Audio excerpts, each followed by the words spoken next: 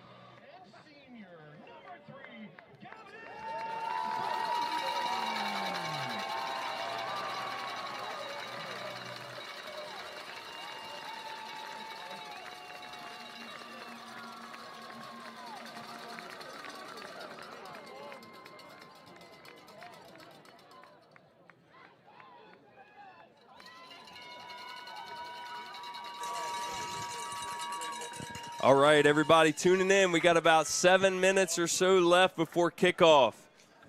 Big-time matchup tonight between Stephen Decatur High School here in Berlin, Maryland on a beautiful November evening, about 63 degrees right now, no wind, which is an absolute shocker to Mr. Hughes, myself, and everybody who resides here for sure. I'm Tyler Riley. Thanks for tuning in tonight. We got a big matchup here against Wilde High School. Getting a lot of text messages about some folks that live over there, some friends, relatives, wanting shout-outs and stuff like that. I said I'll give them my Venmo. Yes. Here in a little bit later. We'll 100% do that. You know, we can parlay that into the weekend if we want to. Man. Hey, but listen, we want to make sure you guys are tuned in. We enjoyed it. I'm Tyler Riley. Like I said, got my main man Mike Hughes on the play-by-play tonight. Yes, sir. Yes, sir. Mr. Hughes, thank you so much for joining us again. Mike, yeah, we got the national anthem coming in. That's why we bring you back. That's why you bring me back. See, we're such a good team. Enjoy the national anthem, folks. All right, let's salute our great country.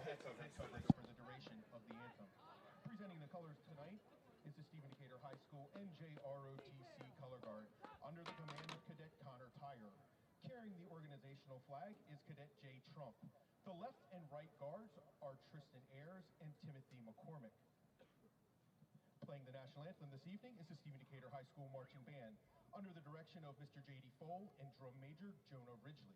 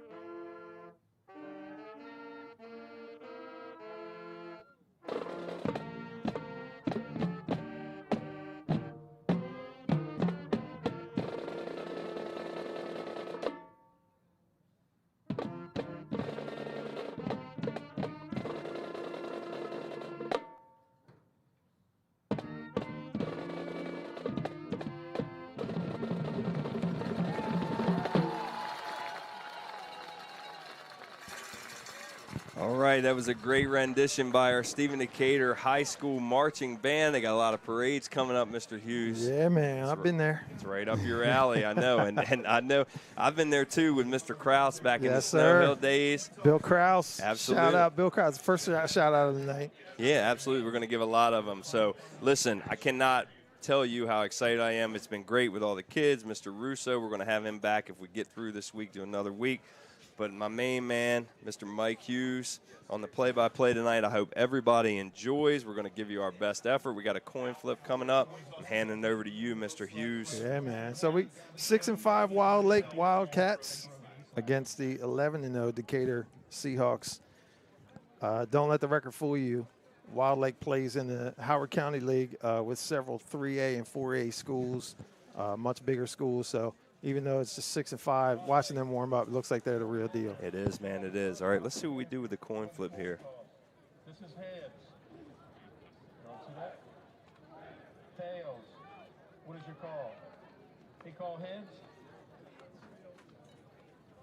Heads it is. What's that, you defer? Wild Lake is deferred to the second half. And what direction you want to kick? Stephen Decatur, you want to turn in this direction? Stephen Decatur will receive in the south end zone. Shake hands, gentlemen. All right, so Wild Lake wins the toss. They deferred to Decatur, so Decatur will have the ball first. And we'll see how that logic works out for them. Decatur's offense hasn't scored less than 33 points in any game this year.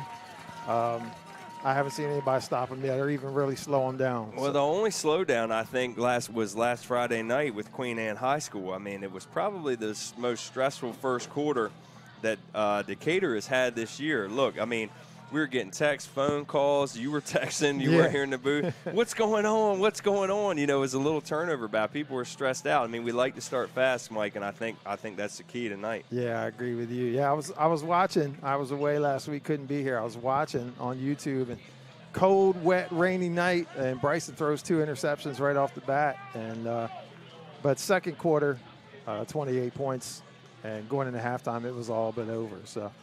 So back deep tonight, David Chandler and Kareem Bolden. Good to see Kareem back in the lineup. He's dealt with some injuries the last couple weeks. He's a difference maker. Really was coming on before he got hurt. So it's going to be good to see. Wild Lake's got some dudes. Watching them warm up, they were quick. Very quick. And Coach Coleman said that about them. You know, I think they've shocked a lot of people in this postseason run with their speed. Yeah. So it's going to be David receiving about the 19-yard line, takes it out wide, and he's going to be across the 35 for a good start. Yeah, nice job by David. It looked like, you know, you got some, you know, ants in their pants, him and Kareem both wanting to receive that kick there and make something happen. And you talk about 2 weapons. I mean, in the Kent Island game, Kareem Bolden touched the ball 3 times and scored twice. Yeah. Both were 50-plus yard scores. Yeah. So Bryson Coleman, the quarterback, as usual. And we got our extra screens going here. We got the other 3 2A playoff games. We'll be updating you. Huntingtown and Kent Island look like they're getting ready to start. So we'll be updating you on those playoff games. But here we go.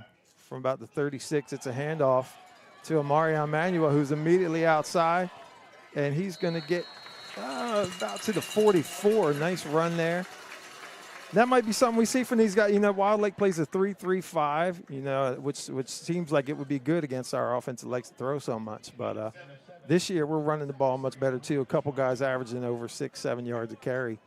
So we'll see if that's something that we're going to go to. It's going to be athlete versus athlete, and if Mari Manuel can get 6+ yards a pop on first down, then we're going to be in good shape. Yeah.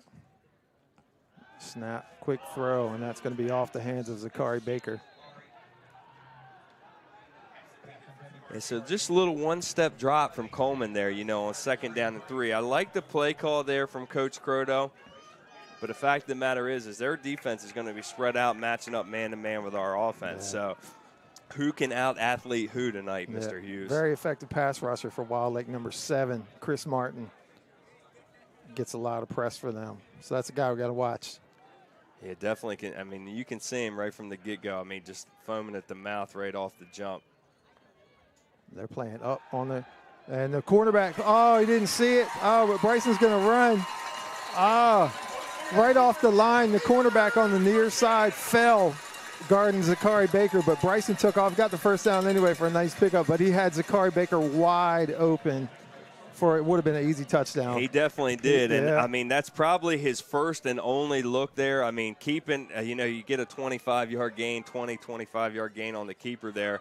You know, so but he did have Zachary streaking, but I mean that's his go-to. Yeah. So 1st and 10 in motion goes Dave, and he takes the handoff outside, and he's going to be around the corner, and he is going to be down to the 10-yard line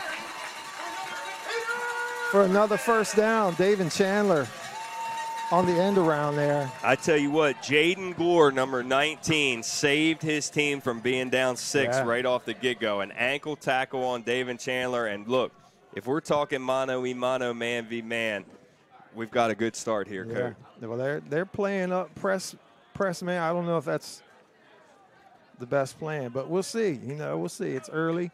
Everybody's going to make adjustments, of course. Yeah, I mean, with a press man set, we've already had 2 guys beat deep that we did not throw to. So here comes Jamie and Purnell up the middle. He's going to maybe get 1 or 2. Not much there. Looked like a little bit of indecision from Jamie in there. Like, he usually takes the rock, and he's literally lowering his pads and going forward. And a little bit of hesitation there. Little guy who gets lost in there and amongst the big oak trees, you know. So that brings up 2nd down. About 9 to go here. 2nd down and goal, actually, from the 9. Amari Manuel back in the backfield. Coleman takes a snap, pulls it back, quick slant off the hands of David, and there's going to be a flag there. It's going to be interference.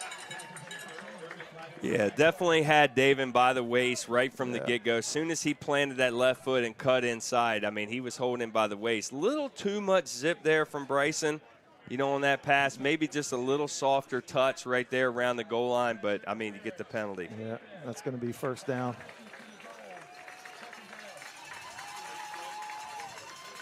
What did he say? Did you say second down? Yeah, it should be first down and goal, I believe. We need to get. I thought he said second down. Did he say second down? He did say second down. So was it a pass interference? That's. All right, so maybe they repeat the down. Listen, hey. Look, we get what you pay for. That's our line, right? We don't really know what we're talking about up here. We just absolutely. If you're in Howard County, bear with us. Yes. Because it doesn't clear up between here and the right. Western Shore. And there's a fade there for Tribe Wise. It's knocked away, and that's going to bring up third down. Nice job there by number 3, junior Brandon Johnson. Maybe it's an illegal contact, not a pass interference. Okay. I think it's an illegal contact, 5-yard penalty. Okay. And no first down. Hey. Let's go with that. We'll ride with it. Yes. We'll ride with it. You know, I don't see, you know, we got to get a shout out to OC Eye Care for us someday. Yeah, right, you know what exactly. I mean? Seeing through this glass. So, Bryce, it's 3rd and 4 now here. 3rd and goal, actually, from the 4. Coleman's going to take the snap. He's going to run left. He's cutting. And he's into the end zone for 6. Touchdown, Bryson Coleman from about 4 yards out, runs over the left side, puts Decatur up early. And it looked like number 55, Xavier Exanis, pardon me if I get the last name pronunciation wrong, who did a great job wrapping him up with a gang tackle. But when you tackle 6'6", 220 pounds, it's hard to bring them down before you cross that goal line. He's just got to fall forward. So that brings on Brogan Eastlack for the extra point. We know that's a pretty good thing. There's a snap, kick up, good. 7-0 Decatur here in the first quarter. 9:24 left. We'll be back in just a minute, folks. Wildcats 0.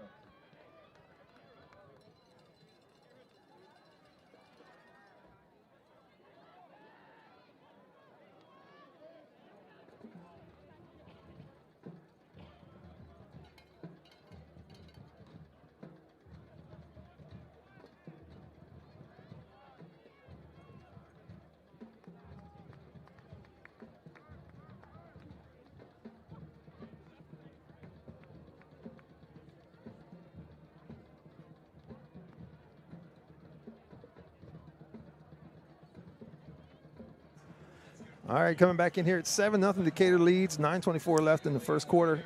Quick drive right down the field for a first score off the first kickoff. And it'll be Brogan Eastlack kicking back deep for Wild Lake. We got number 5, Ethan Jackson.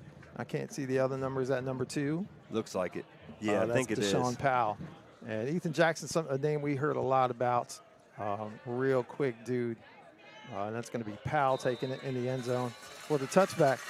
So that'll bring out Wild Lake's offense. You know, I've been watching a little bit of film. I saw some film from last year. And their offense seems to be a lot like ours. They run 4 wideouts. Yeah. They got a big running back, 5'9", 215, 220 in Hakeem Antoine. And a 2-year starting quarterback, Gio Butler. I tell you what, they're predicated on speed, Mike Hughes, and we saw it in warm-ups. We saw it. They were disciplined in warm-ups, absolutely disciplined in warm-ups. But using their speed, hitting their cuts, they run crisp routes. They're about 60-40 run to pass. So, I mean, it's very similar to our offense. This is not an offense that we've seen. We haven't seen a lot of people throwing the ball this year. So it'll be interesting to see how we match up with them. Delonte Henry, real good on the outside.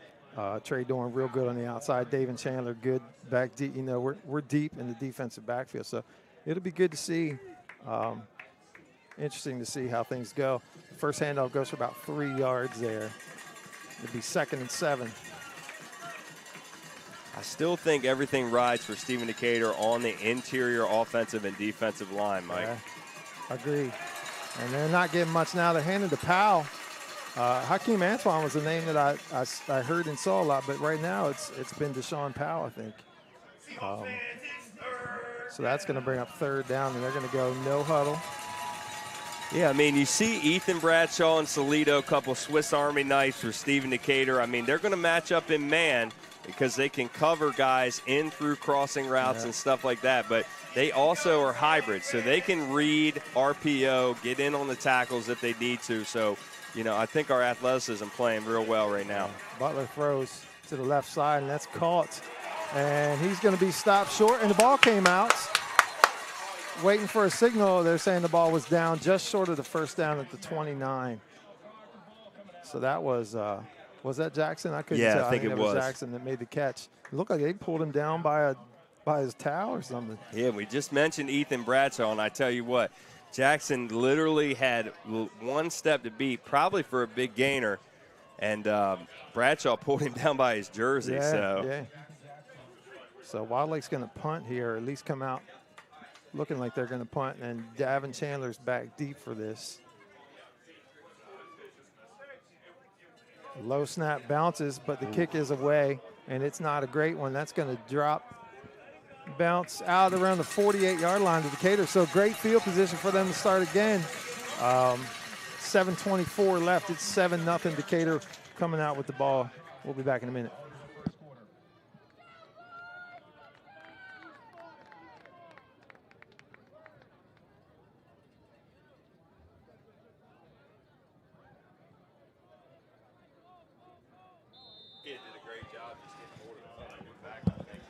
All right, Decatur's offense back on the field quickly here.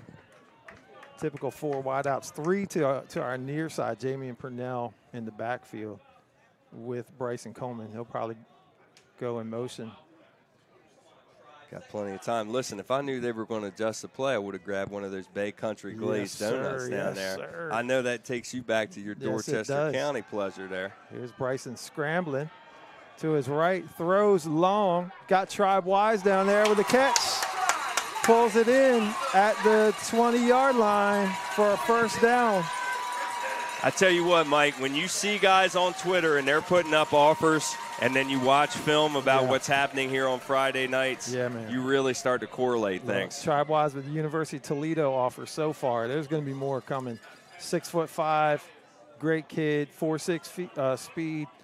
There's going to be more coming. If he gets that 40 down to 4.5, they're going to start flying in. Yeah, I got a feeling they are because they know that'll develop too, you know. I mean, you're just a tenth of a second away. Yeah. So here's Purnell on the run, a little misdirection. He's going to get about 5, maybe 6, down to the 14. Yeah, look, man, I pass Jamian in the hall pretty much every day between second and fourth block. And you look at him, and he's got all the swag on, and you're like, man, like, how do you, you know, I wish I had just as half of the toughness you do, man. I mean, he can cut through the hallways of Decatur just like he does out here in between the hash marks. So here we go again. Bunch formation here. Wide receivers in tight on 2nd and 4. Coleman takes the snap, fakes the give. He's got Chandler on the end around, who's going to be get the first inside down the 10-yard line down to the 9. And this is a dream start for Decatur. You know, we were talking about it while we were off air. I'm not sure why people defer to Decatur all the time. They win the toss and then give us the ball. You know, I think they said out of the, you know, I think there were 5 lost flips this year, and 4 of the 5 deferred. Yeah. And we scored on all 4 of those 5. I'm not sure the thinking, but you know, this is going to put Wild Lake, if they run it in, if they get it in here, it's going to put them in a big hole and make them pretty one-dimensional early on in the game. Bryson takes the quarterback draw, spins his way down inside the 5 to about the 3. I know we got about 6 minutes left in the quarter. It looks like 2nd down and 3. So if we do get on the 1, we will get another fresh set of downs. I think it just no, I don't think so. I don't see the first down marker out there. Okay, well, they pulled it. Okay, sorry. That's all right. I think we're second goal. You know, the clearest thing I can see is the scoreboard. If they want us to be correct all the time, they got to up our pay. That's all I'm saying. I'll just take a 3 glazed donuts instead of 2. I'll make sure to write that down. There's the give to Matt. No, he pulls it and runs it into the end zone untouched for another score. 13-0. Just like that, Decatur up 13-0. I mean, I don't know about you, but I think between you, me, Kinnear, and Coach Greenwood, I think we all thought Jamie and Purnell had the football there going into the end zone. Yeah. I mean, Amari Emanuel. Amari. It was Amari, But either way, I mean, Bryson, nice job seeing how they dive in, collapsing on the running back, and just keeps. And, man, what a start. Easy. So here comes the extra point. Kick is up. It is good. 14-0 with 5:38 left in the first quarter. We'll be right back. Decatur leads.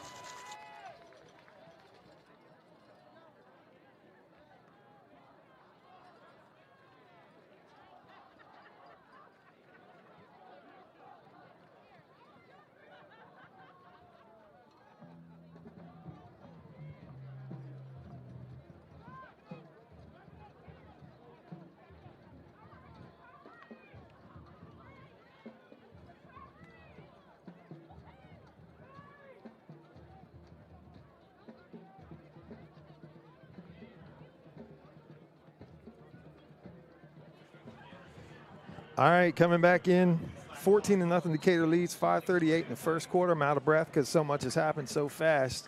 Elsewhere, Huntingtown 7, Kent Island nothing. 6:31 left in the first quarter up in Stevensville. So we'll be keeping an eye on that game. Walkersville plays Owings Mills. Milford Mill, hang on, this kick is going to go into the end zone. Yeah, it looks like we'll try and get a scroll through if we can. Who's Milford Mill playing? I'm not sure. Are they not Walkersville? I thought Walkersville was Owings Mills. I think Walkersville is Owings Mills. Okay, gotcha. I'm pretty so many sure. mills, it's like. Yeah, I get confused. Owings Mills, Orchard Park, Island. There's so many different places. Milford Mills got Potomac. Yeah, they're Potomac and tonight. we're familiar with Potomac from last year. So Walkersville is leading Owings Mills 7-0. Owings Mills the top seed.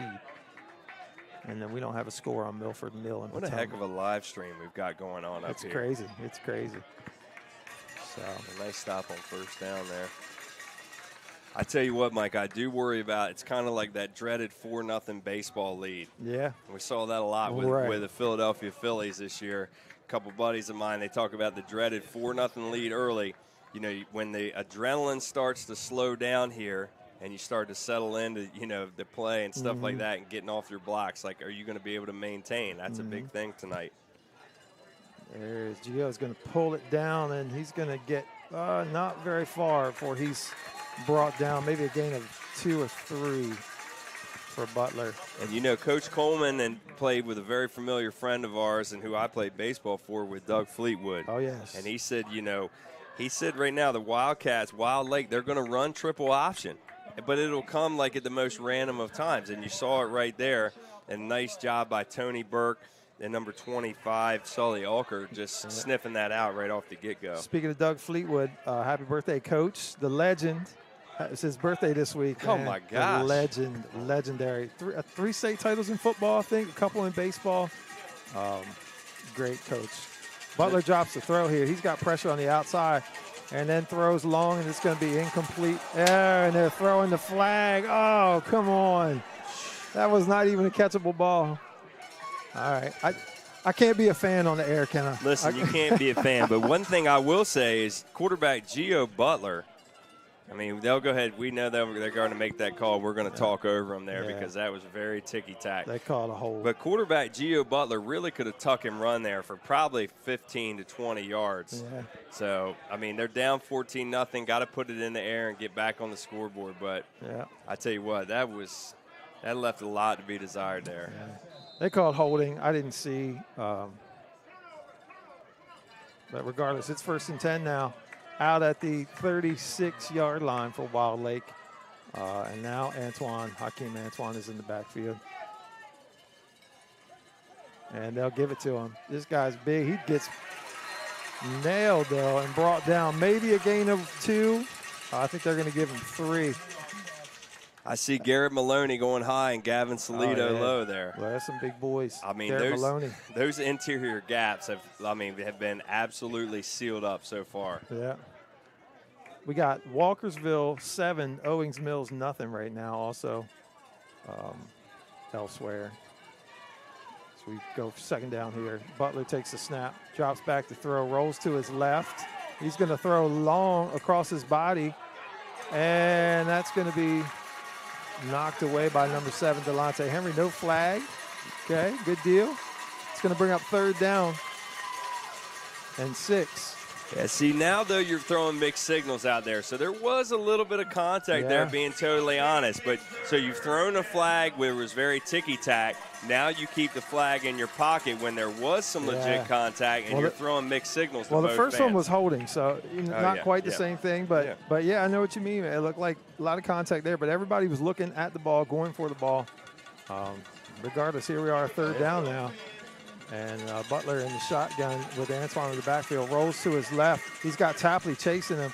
This one's picked off by Ethan Bradshaw. He's going to go all the way. Touchdown, Decatur. Just a dream start here, folks. 20-0. Ethan Bradshaw jumps in front of that, picks it, takes it all the way home. Decatur has come out flying high.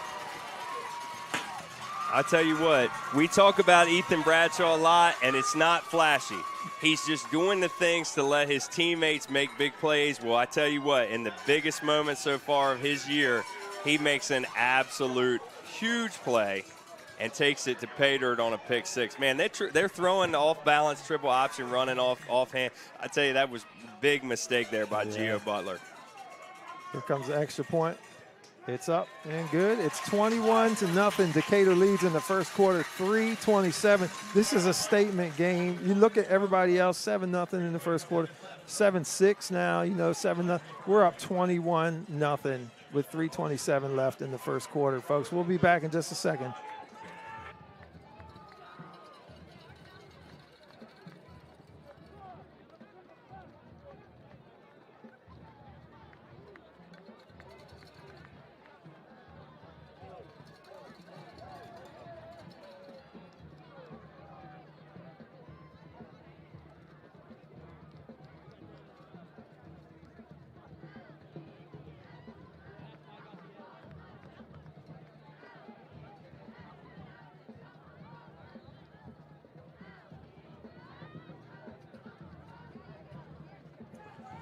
All right, coming back in here. Decatur leads 21-0 at 3:27 left in the first quarter. Elsewhere, Huntingtown and Kent Island are now tied with 3:56 left in the first quarter. It looks like Kent Island just scored to tie that game up. So they're tied at 7 in the first quarter. Yeah, real battles going on right now across the state of Maryland. And I know they're all thankful for a 60-degree night. That's for definitely. Sure. So here's Powell, and he's got some room here. And he's going to bring it all the way out to the 35 for Deshaun Powell. 11th grader, looking good. I tell you what, he had the ball in his hands. He looked a lot bigger than 5'10", 165 on that run. Right, I agree. So Kent Island, Huntingtown, they played last year, right? A game that Kent Island won, I think. Kent Island got out early, I think, scored a lot. The Laxer. Yeah. I always forget his name. I think he's playing across at Lehigh. Casey Heath. Ran for Heath. over 300 yards that game, man. Yes. That guy was a beast.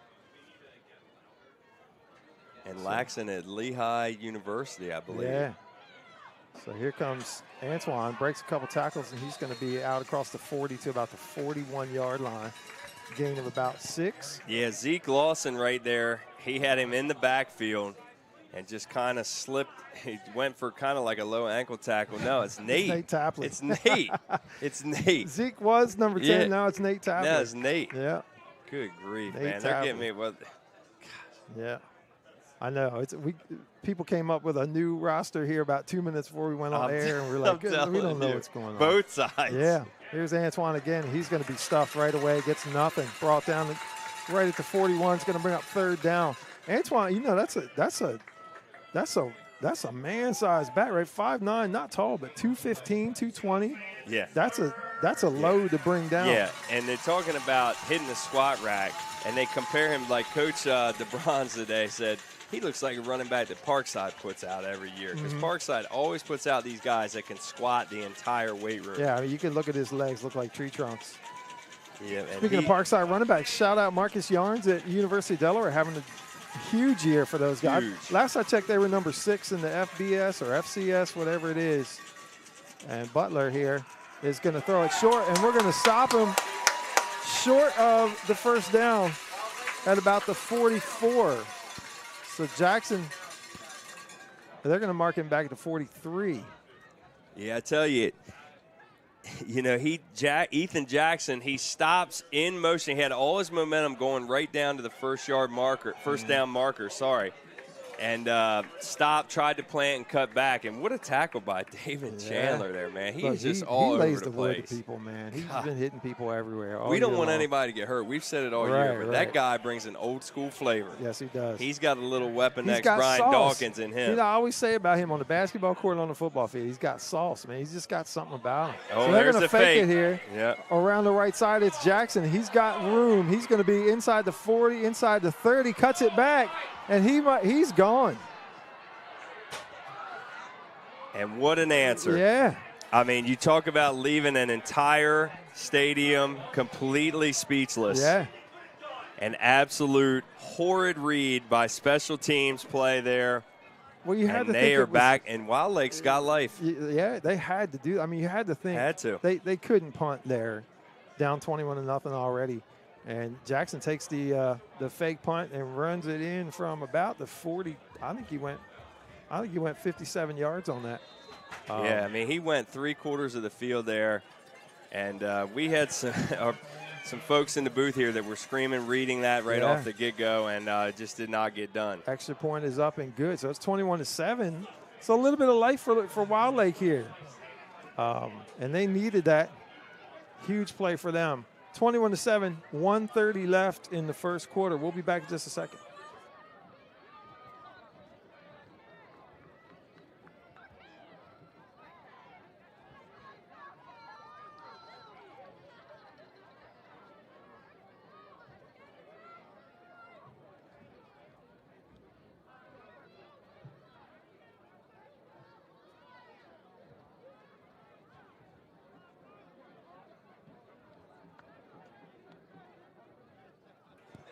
All right, so Wild Lake's going to be kicking off here, 21-7. Elsewhere, we got Walkersville 14-0 over the top seed Owings Mills, undefeated Owings Mills. A lot of people talking about Walkersville last week. They blew out Damascus, and I don't think anybody was really expecting that. So they're right back at it against Owings Mills, up 14-0. Kick comes down to David Chandler here. See if he can answer. He's going to get pulled down at about the 24-yard line where Decatur will have the ball. So the key now, Mike, is you really just want to make sure that you keep the turnover advantage in your favor. Okay, Wild Lake, they just hit a big trick play, obviously fake the punt, take it all the way to pay dirt. Right now you want to see a sustained drive. Even if you don't get points on this drive, you want to really make sure that you're holding the football, not panicking. You know, you're home. You've got the clock in your favor. Right, I mean, we're not even out of the first quarter. We've had a bunch of fireworks. Let things settle in and see how the offense will operate. Well, Wild Lake's got a little bit of momentum now. They need to squash that. You can't let them have hope. So here comes Coleman and Kareem Bolden out now, split as well. Here's Amari Manuel on the handoff, cuts back, runs into his own guy, or he may have been gone. He's out across the 30-yard line to about the 31. It's going to be 2nd and 4. He actually ran into the back of Kareem there. He ran into his own dude and went down. Kareem making tackles on both sides of the ball. So good to see Kareem back, and he's still out there. Zakari Baker split over here. Mario Manuel on the backfield. Tribe-wise. Running trips right here. Yeah. In a bunch formation. Bryson's going to take it and roll to the right side. He's going to take it on his own. He's out across the 40 to the 42. If you get blockers in front and your quarterback is literally an SEC athlete going to Vanderbilt, we haven't said it yet. We've said it 3 times. We haven't said it yet. Yeah. But when you get blockers in front of an athlete who's going to the SEC, usually good things are going to happen. Yeah. Yeah, good speed. Going to Vanderbilt as a as a flex, probably tight end / wide receiver. I say ATH, man, athlete. Yeah, I'm like, man, he's a pretty good quarterback. I can't see how he couldn't play quarterback for Vandy. No offense to his Commodores. Me neither. And I think somebody jumped, and it's us. So it looked like Tribe Wise jumped on the far side, and then their cornerback on the near side jumped as well. And they're going to discuss this now. Yeah, it might be. I would almost say offsetting. It looked like it was just about the same time and not correlated. That was kind of bizarre. You usually see that. It's worth a discussion for sure because they're not like right lining up across from each other. Now they're bringing in another guy to talk about it. Yeah, it was opposite sides of the field almost at the exact same time.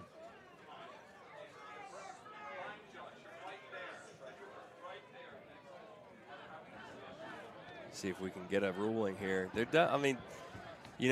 When it happens almost simultaneously, like you said, on the opposite side. Oh. Yeah, and it goes against Decatur, false start. So it'll be 1st and 15 here. And it's kind of, you can't have, like I said, they got a little bit of momentum. You can't have this kind of stuff. You got to keep it rolling, keep it moving forward. It's going to happen here and there, but definitely when there's momentum swinging opportunities like Wild Lake just capitalize on, you want to make sure you kind of eliminate all the false starts and the ticky-tack stuff. Mm-hmm. So Coleman, and we got another stoppage. Oh, it's the end of the first quarter. Okay. All right, an explosive one. Decatur reels off 21 unanswered, and then all of a sudden a fake punt for Wild Lake for 57 yards by Ethan Jackson, and it's 21-7 now at the end of one. We'll be back in just a minute.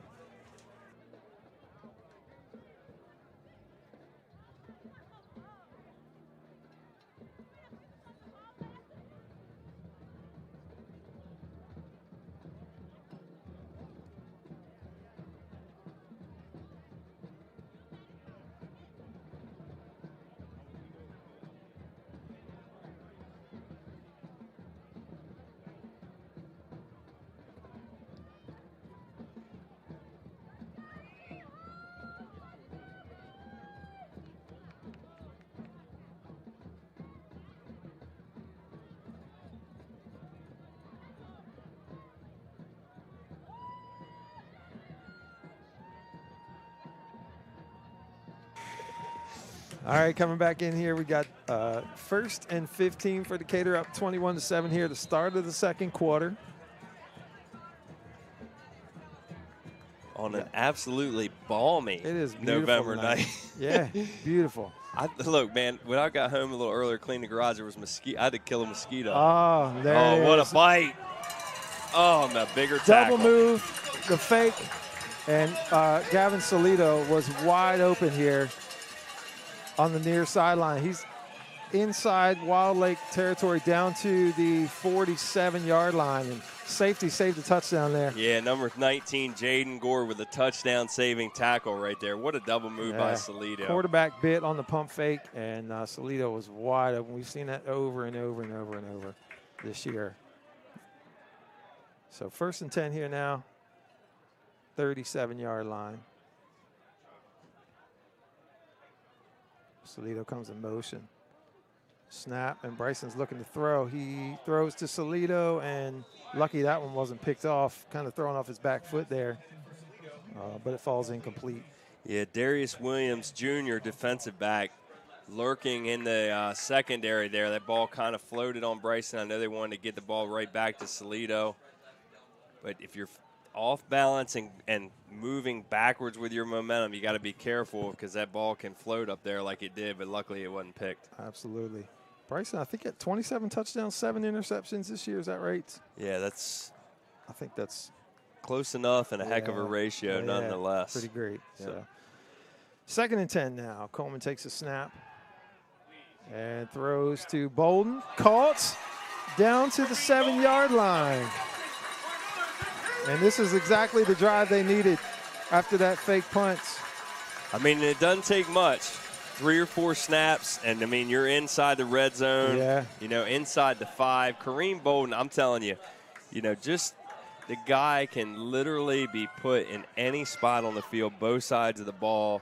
and you gotta adjust the scheme for him. And Got to do it. That was a dime as well. That was a great pass. 28 touchdowns, 7 interceptions for Coleman on the year.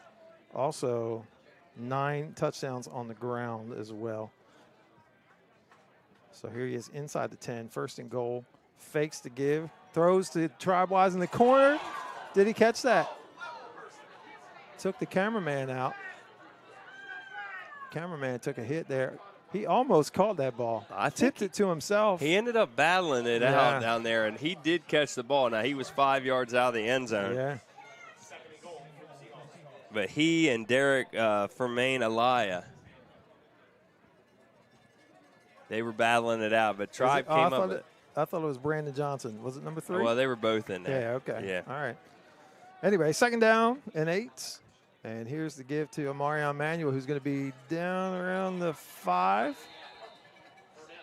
Close to the 5-yard line before he stood up there. And I wouldn't say, when you've got Brogan East, like this is a nice problem to have. You pretty much know you're going to be able to get 3 points here, so you want to draw up your best play, but not, like, push the envelope. You really want to get points on this drive, like you said, and make sure you get that momentum back regardless. So watch Wise, a decided height advantage down here on the near side, number 11 against number 3. And man coverage 6'5" against 5'9".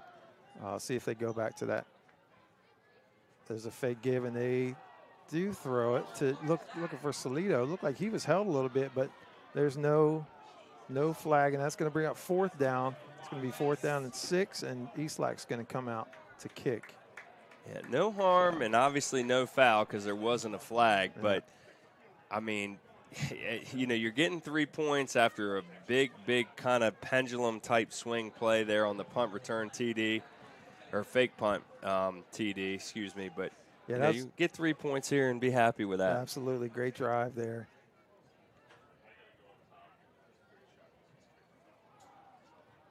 Eastlak's kick is up, and it's through, and that's 24-7. Decatur leads now. We'll come back in just a second with 10:23 left in the second quarter.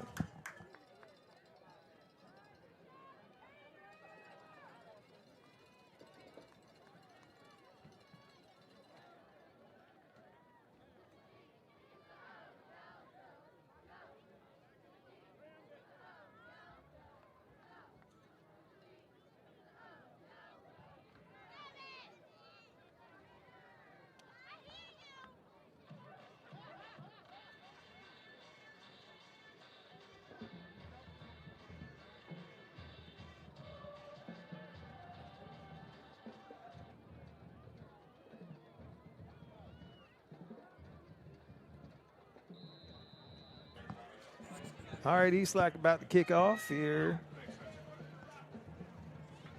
Beautiful night, great crowd tonight. Lots of cowbells. Shout out to my buddy Shannon Bone, who supplied a lot of cowbells for the fans. And Powell's going to take that, looked like from his own end zone, but they let him bring it out, and he's going to bring it to about the 20, maybe the 21 before he stopped. And there, on cue, there's some cowbells. You got a fever. And the only prescription is more cowbell. Look, if you have a fever and that's the prescription, come to a Decatur sports event. Yeah, you'll get your fill. Yeah. God bless her. Jocelyn Snellsire. Yes. Back to the Berlin Little League days. I mean, and there's not all that many cow farms around here, but the bells are just, boy. Plentiful. Yeah. Hats off to her. Rather have her on our side than another side, that's for sure. Jocelyn, if you're listening down here about 3 rows in front of me, it's the truth. I'm not even apologizing. It's just how it is. So there's a high snap. It's going to hand off to Powell, and Powell's going to go around the right side. He's going to have about 4 maybe. Yeah, about 4 or so. I mean, I still think there's not enough panic involved that they're going to go heavy pass only. All right. They're going to see what they can do on this drive, but well, if they can score here, it's 24-14. It's within reason. But if you get down 31-7, it's not within reason. So here's Powell again around the edge. He's trying to get the edge, but he's not going to. He's going to be pushed out the 26-yard line. You talk about cowbells. I remember last year at the Potomac game, at the Potomac game, they scored first, seven points. And everybody, anytime you play teams from across the bay, it's always like, oh, it's a little scary because you just don't, just everybody uneasy. thinks the competition over there is a little tougher than here. And they scored straight away, and then we reeled off like 38 straight points on it. It was 38-7. At that field, there's no away stand, so everybody was on one side, and there was a guy there who finally he just turned around and was like, "Will y'all stop ringing the cowbells?" He was like, "Y'all are beating us 38-7. Just stop." So Butler throws, and that's going to be dropped. Looked like Powell would have had the first down there, but that's dropped. It looks like he let the ball go a little bit too soon, like the route hadn't fully developed, but. Yeah.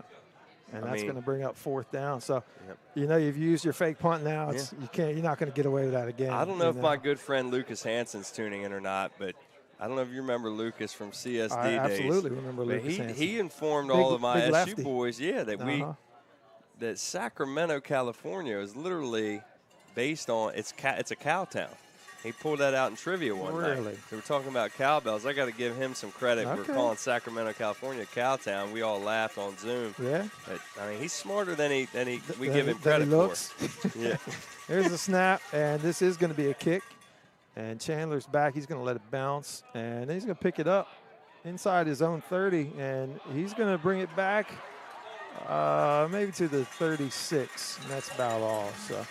That's where Decatur will start, up 24-7 here. The guy at Potomac was hilarious. Like, you don't know how that's going to go when all the fans are on one side, and it was getting out of hand. We were beating them pretty bad.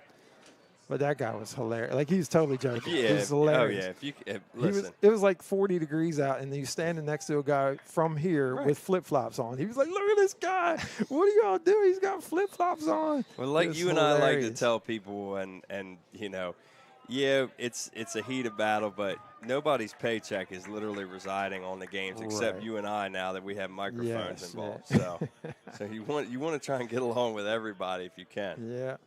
So 1st and 10, Coleman with Jamie and Purnell in the backfield here in the shotgun as usual.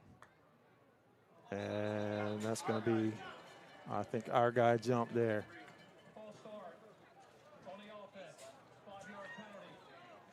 And he did. So 2 claps from Coleman, and our guy jumps, looked like on the left side. So that'll be 1st and 15 now. Hey, Coach Martinick chiming in here. Longtime legendary state champ coach wrestling. Four times in a row. 4 times, yeah. He just said 21-0 Walkersville over Owings Mills. Oh, wow. Here's Coleman with a keeper around the right side, out across the 40 to the 41. Yeah, Owings Mills, week 1, beat Randallstown 24-14. Week 2, Decatur beat Randallstown 49-8. I don't know what that means, if anything. Randallstown never lost again until last week. They finished 8-3. Oh, they ran the gauntlet. They did, yeah. Good for them, man. I'm telling you, they were tough, man. 49-8. We beat them, but they had some. We could tell there was some potential there. Yeah, new coaching staff and tough kids right across the board, and the blitz there, and good job by Coleman. Yeah, he just gets rid of it. Elsewhere, Ken Island leads Huntingtown now 14-7, and you said Walkersville over Owings Mills 21-0 now. Yeah, so everything, Coach Coleman and I talked about in the history hallway this week before our 4th block health classes, he said they'll throw right there. They brought the house. And he says it's very random, but maybe 3 times a game they're going to blitz and bring everybody. And they did there, and nice job by Bryson just throwing the football out of bounds. And they were worried, after the offensive meetings early in the week, they were worried about the speed on the defensive side for Wild Lake. They thought maybe this is the best defense we've seen this year, but so far they haven't been able to stop us. And here's completion to Kareem Bolden out cross midfield over to the 37-yard line. I thought Bryson was in trouble. There was a man coming free, but Bryson stands in the pocket, delivers another dime to Kareem Bolden. Yeah, I said it right before that Week 1 playoff game to you, Mr. Hughes, that Kareem Bolden, if this team is going to bring home some hardware, that Kareem Bolden has got to be involved. Got to be involved. Whether he does it himself or he's in the scheme or not, like he needs to have his hands on the football. Yeah. So 1st and 10, Purnell in the backfield again, and Kareem goes in motion. Fake the handoff, give to Jamie and Purnell, who's going to get about 6 or 7 into the 30. And yeah, so far Wild Lake not shown the ability to stop our offense. Nobody has all year long. No, so. Nobody has. We talked about since last year's Easton game, we haven't scored less than 33, I think, in any game. And we're, 14-1 since then or something like that. There's just a lot of hungry dogs with mouths to feed. Yeah. And when guys get their hands on the ball, they're looking to make things happen. Yeah. So, yeah, the only loss in there was to Milford Mill in the state semifinal in a game that was like 49-42, and we just ran out of time. Nobody could stop each other in that game either, so we just couldn't stop their running attack. So Coleman takes it around the left side. He's going to get the first down and then just go out of bounds. No, they're going to mark him short. No, they marked him short. They marked him short. Somehow they marked him short. Looked like he went past the pylon to me. Yeah, well. Past the marker, but. Yeah, I think. We can't. We can't quite see. Third and very, very short. Yeah. But it looks like we've got an injured player for Wild Lake right now. Let's see who that is over there. Is that number? I'm going to call out a number that we don't know. Number 3, I think. Is it number 3? Yeah. Yeah, it is number 3. So that's Brandon Johnson over there. It looks like he's okay. He's limping off on his own power now.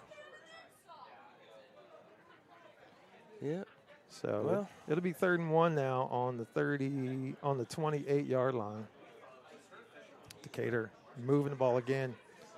Yeah, just a quick look right now. So 14-7 Kent Island, 6 minutes left in their first half. We still can't somehow get a Milford Mill Potomac score. We'll have to send some text messages around there because that's a huge matchup. And Walkersville, 21-0 over Owings Mills right now. In the second. Yeah, 5 minutes and 39 seconds left. So Milford Mill and Potomac, Potomac we handled last year. Milford Mill, we were neck and neck with them. We just ran out of time. We had the ball with about a minute left, down 7, I think. Maybe 6, maybe 8, I'm not sure. But it was a close game. We just ran out of time. And we would see the winner of that game. If we win tonight, we would see the winner of that game next week here. So Bryson takes a snap, goes around the right side, and he's going to pick up the first down easily and go out of bounds at the 20-yard line. Hey, things that go unnoticed when your running backs can get out and block guys at the next level. Nice job by number 5, Amari Emanuel there. He picked up number 4, looked like Jacob Grimes was coming in on a run blitz, and he picked him up, face mask to face mask, and Coleman with an easy first down. Chris Martin is the name we heard coming into this game, defensive end for them, and we have not heard that name tonight. So whatever's been happening to keep him. Schematics. Yeah, has been effective. We'll just talk about it and let the experts do their thing. All right. So 1st and 10 at the 21 for Decatur. Bryson takes a snap. Looks like a blitz coming, but he gets it away. Looking in the corner, deep in the end zone, and that is incomplete. Nearly hauled in by, I believe, Zachary Baker over there. Is that Zachary? Yeah. And he just couldn't hold on. What a pass. I think he had that ball secured all the way down through contact, and it just came out at the end. Yeah. And what a throw. Under pressure, stood in there and put that thing right in his hands. Yeah, right at, Zachary had his guy beat. Tough. That's a tough catch, though. Over the shoulder. Absolutely. But good Lord, what a throw. They've made us too comfortable with holding them accountable on really next level plays. Right. Agreed. So 2nd and 10. Emmanuel in the backfield. Coleman takes a snap. He's going to throw. He's looking that way again. It's Kareem Bolden, and it's going to be incomplete. Pass defense by number 10 there. Nice defense there by Afton Davis. Is that number 10? It is number 10, isn't it? So a couple shots at the end zone on post, go routes or corner posts, whatever you want to call it. Looking for that blow, that big blow there. But we'll see what they do here on 3rd down. If they can get into a manageable 4th down, they may go for it again, try and, keep the clock running. Yeah, it's definitely within Eastlak's range, but they tend to go for it here in this area on 4th down. Yeah, looks like we're going to get a timeout by Wild Lake. Yeah. All right, so we'll take a timeout as well. It's 24-7 Decatur leads, 7:22 left in the second quarter. We'll be right back.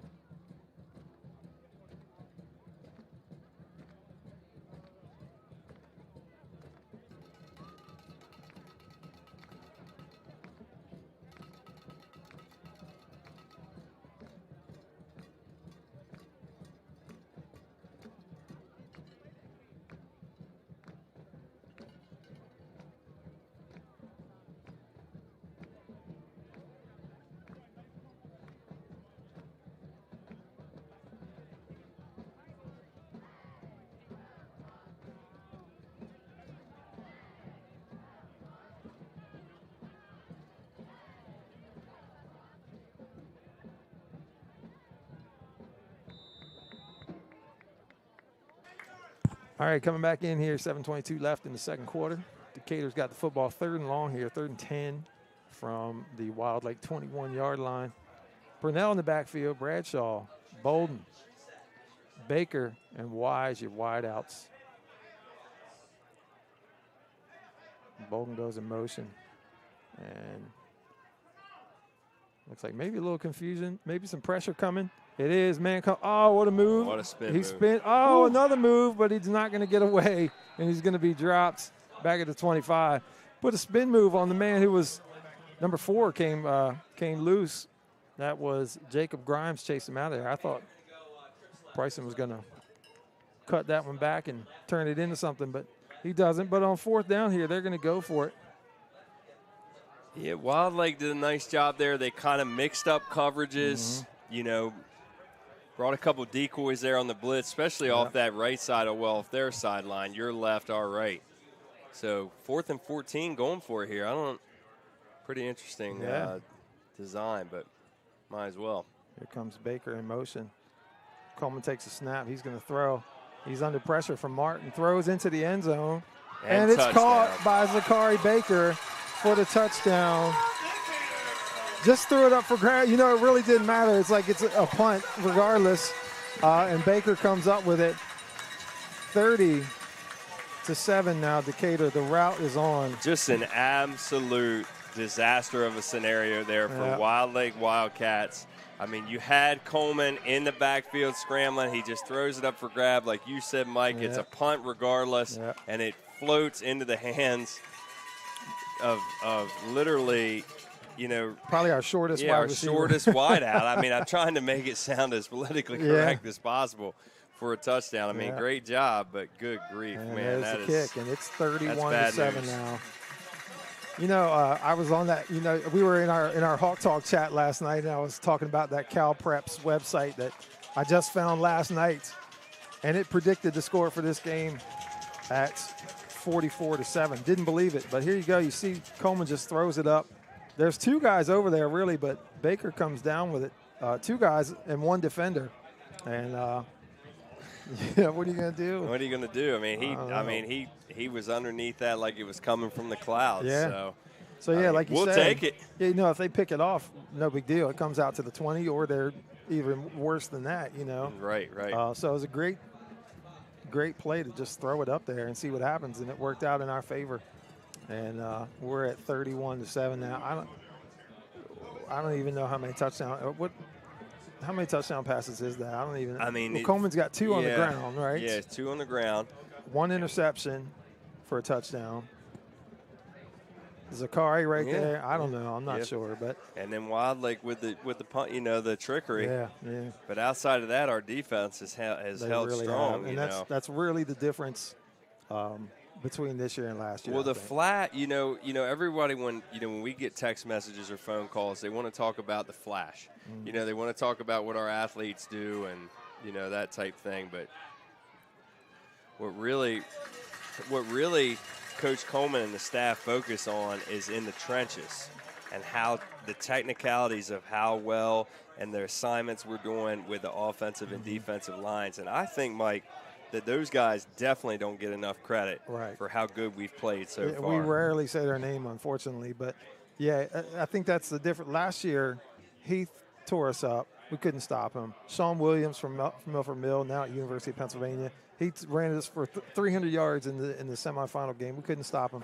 This year doesn't seem to be happening. You know, it's Smothers from Queen Anne's tore us up, and this year, aside from last week, first quarter maybe. Right, and we're down size-wise. You know, on paper, you know, we're smaller. Kenny Spate's gone, you know, 300-pounder in the middle. Luke Murgott gone, you know, Xavier Manuel gone. You thought, you know, what are we going to do this year in the defensive front? But I think it's been better. And when you talk about the Cal Prep site I was talking about, you know, I found it last night. We're quote unquote played Decatur's last year team against Decatur's this year team, and Decatur won this year's team. We can't let, you know, nobody will take away from us that we're not doing our research. Right, too. exactly. Both Vals, you know, both our wives, for those folks tuning in, Val Hughes and Val Riley. Yes. Definitely think we might have an issue. Yes. They definitely think we have an issue. She was in the room watching, what's the wives show? Oh, she's so addicted to it. I try not to. Married at First Sight. Oh, yeah, she's so addicted. She was watching that, so I was like, I'm gonna check this website out and see what it says. So. And we're in the thick. We're in the thick of it's bedtime. It's homework time. Right. And Nate Tapley there is going to pull Butler down. Maybe a 1-yard gain. That's it. Nothing going for the Wild Lake offense tonight so far. At all. Do they have a first down? I think they do have maybe a first down, maybe 2 first downs, but that's it. And now it's 3rd and 7. Yeah.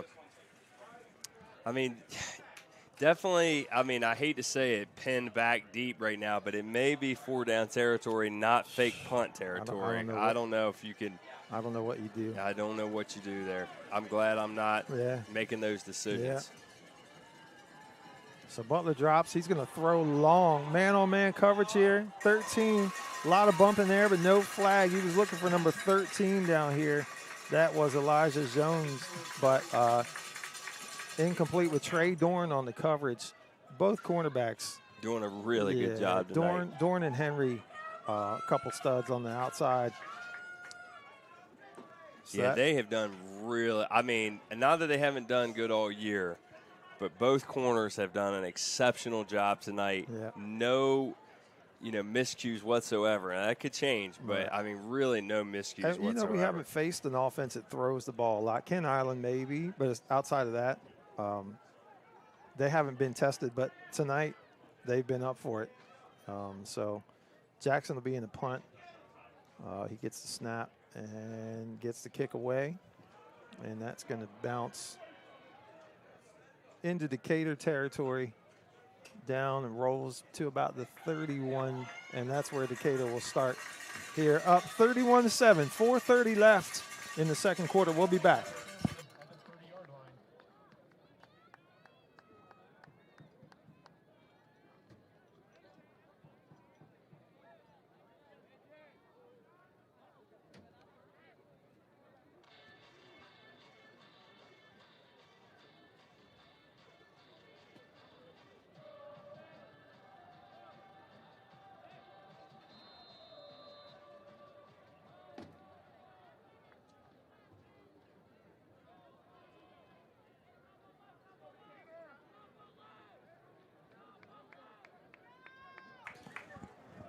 All right, Decatur ball on their own 30-yard line.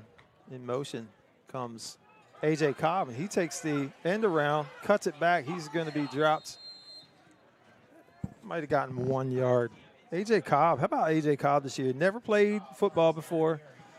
Committed to Towson University for baseball.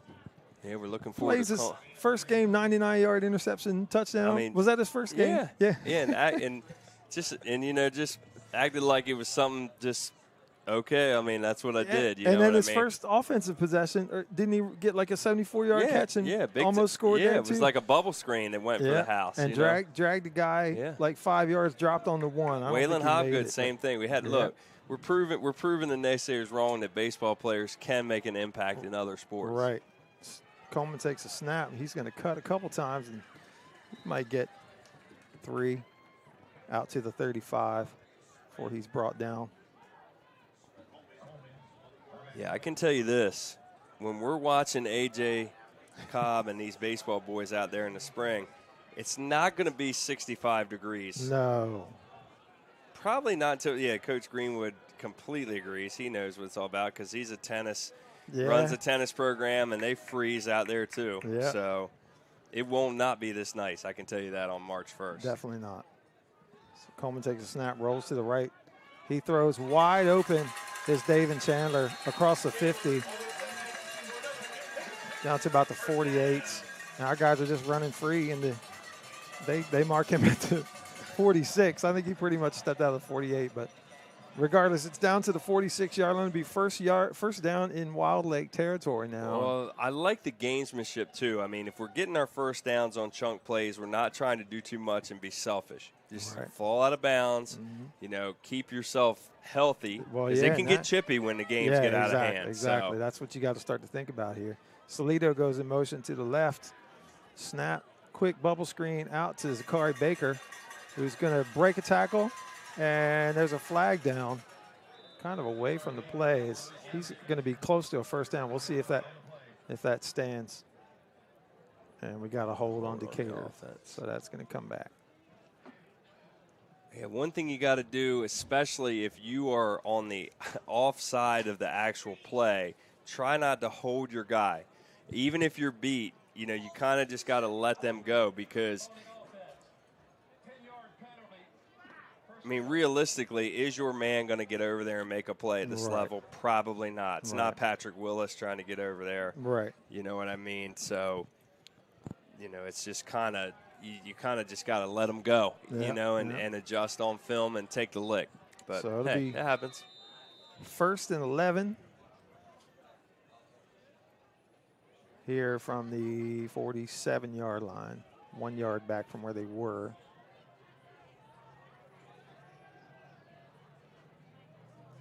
Try to give a shout out to some of these guys on the offensive line. There's another, they graduated 4 out of 5 guys last year.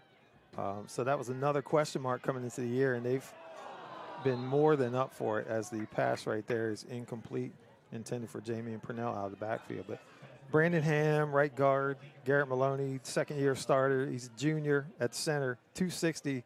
That's a kid right there that I think could play at the next level. Oh, absolutely. Got the mentality for it, too. We got Anthony Burke up there. I can't see numbers on the other side. I should know, but we call their names so infrequently, unfortunately. Sure. But they've, graduating 4 guys last year. They've done a monster job this year. Well, I tell you what, 10th grader, we haven't really seen him tonight in the rotation, but Jack Bradley has been on both sides of the line. Here's Chandler on another end around. He's going to be inside the 40. It's going to be 3rd and about 3, 3rd and 2, they're going to say. Yeah, nice job there. Little end around. I mean, you're just trying to get as close to the first down marker as you can, and of course you want to keep scoring, but you want to go ahead and get the clock. Just go ahead and eat that clock as much as you can. Like I'm going to try and eat one of these cheeseburgers or Bay Country Donuts. Bay Country Donut, absolutely. Yep. Shout out to Bay Country Donuts over in Cambridge. Some of the best donuts you'll ever eat. I'm going to be tearing them up on as many allowed duck hunts as I possibly can over the next 6 weeks. So here's Coleman, 3rd and 2. Chandler comes in motion again. They fake to him, and Coleman's up the middle for a first down. And I'm surprised. I mean, like I said, our text messages, we've been going back and forth. And I texted that to you all. That Cal Preps website said 44-7. Ken Massey website said something similar, and you and I were both like, I don't know, man. Some of the film I watched, I thought these guys looked good. We heard about their speed. Our coaching staff was worried about their speed. This has just been a dream start for Decatur tonight, as it has been so many games this year. It really has. I mean, and you don't want, you're not trying to take anything off of our opponents, but there's going to be games. There's going to be some times here in the next couple weeks it's going to be stressful. Yeah. And here he's looking deep. He's got a man. And Zachary Baker can't bring it in. Same kind of play as before. Just he's kind of falling away. It's over his shoulder, and he can't pull it in. He's slow getting up. It looks like a little cramp, like he's trying to stretch out over there. I'm not sure if it's that, if it's an ankle, or Does look like he's trying to stretch that left ball leg. was slightly underthrown. I think if Bryson puts that on that, that goal line Agreed. pylon, I think that's pay dirt That's 6, for sure. Yep. So he's down. What do we got going elsewhere? So we got Huntingtown right now on Kent Island with about 7 seconds left in the first half, tied up at 14. All right. So that's one heck of a game up in Stevensonville right now. And I know that there, obviously some 2 quality football programs there going head-to-head. And teams that we got history with. Lots of history with both teams. 28-0 Walkersville. Looks like they're walking all over. Yeah, I like that. Is that okay? That was a good one. Is that allowed? Yeah. Is that all over Owings Mills right now, who's had a great season so far, but looks like that one's pretty much under wraps. And it's 27-0. Milford Mill over Potomac. Shout out Karen Skipper for the text. Oh, thanks, Karen. Just diving in for us, Yeah. Appreciate that. So Zakari's being helped off. That doesn't look great. He's not walking under his own power. Hopefully he'll be okay. He'll be okay. It looks like just a leg injury, but hopefully it's nothing too serious. Yeah, good. But yeah, Huntingtown and Kent Island, we beat Kent Island 33-15 earlier this year. A game that was 17-12 at the half. It was close, and then we had the big second half and pulled away. But that's a great coaching staff there. Really is. And if we have to see them a second time, I expect a closer game. It'll be fun, I guess we should say. Yeah, scary. Scary. Quick slant to Salido. He's got the catch. He's inside the 25 to the 23. And Huntingtown, a couple years ago, we saw them in the quarterfinals. This is the third straight year Decatur's been in the state quarterfinals. First time we've hosted a state quarterfinal since 2004. So almost 20 years. And I would say that was probably a Ben Tate.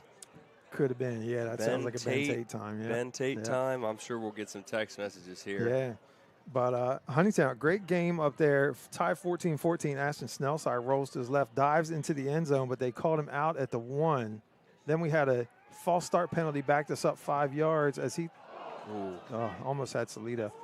We had first and goal at the 1. False start penalty, backed us up 5 yards. We throw an interception on the next play, and Huntingtown takes it down and scores. Bryson was hurt that night, was playing wide out. Ashton Snellsire was quarterback. Zymir Handy got hurt for a good portion of the game, and Huntingtown won 28-14. But I felt like Ashton was in. It would have made it 21-14 us and would have been a little different story. So, But that's a great program. They were very solid. They were great people, too. They were just great hosts up there in Huntingtown. My daughter was a cheerleader, so we made the trip. And they enjoy their football there, man, that's for sure. Little option here. Little option pitch to Davin. Cuts it back. Looks like he's going to have the first down. He's still going. He's going to be brought down at about the 20.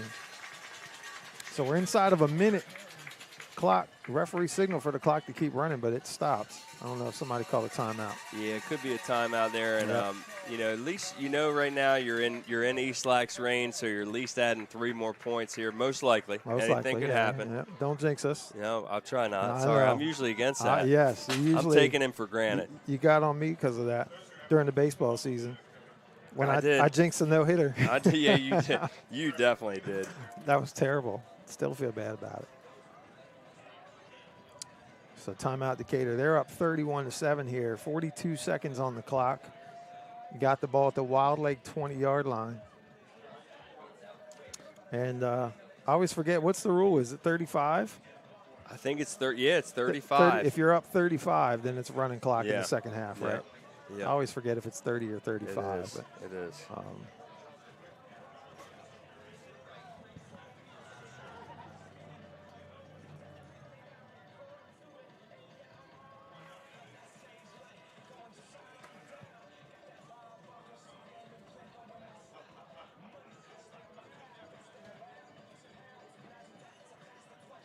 So Decatur coming back out. Shout out to so many people who make this whole YouTube situation go. Ron Kinnair, David Dotson, the 2 guys who make it all go, set this stuff all up, tear it down.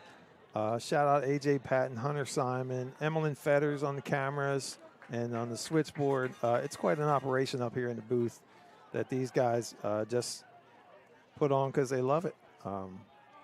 I'm the beneficiary. I get to stand up here and talk about sports for all this time. So Bryson rolls to his right, cuts back now, goes to his left, has a man wide open. It's Salito, who's going to be down. He's going to still be going. Is he in?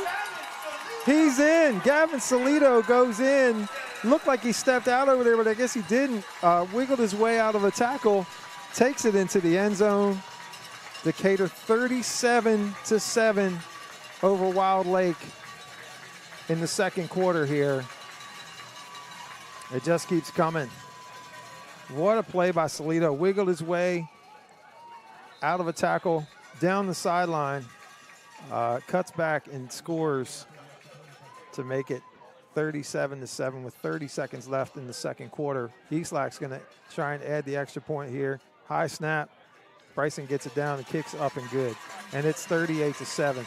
We'll be right back for the last 30 seconds of quarter two.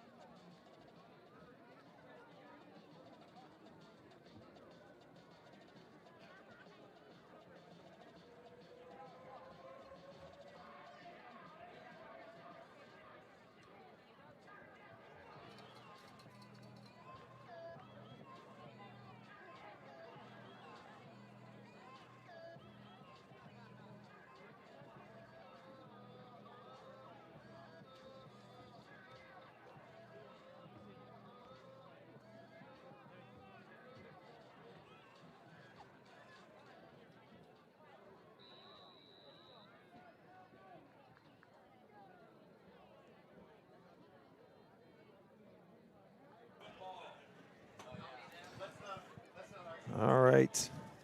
Eastlake about to kick off again. 30 seconds left in the second quarter here.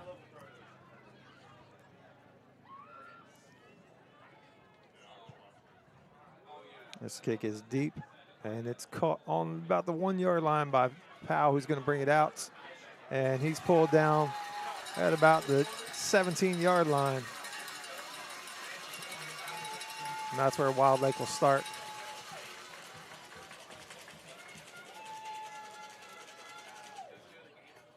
With 24 seconds left, we'll see if they're going to try to do anything offensively or just take a knee and try again in the second half.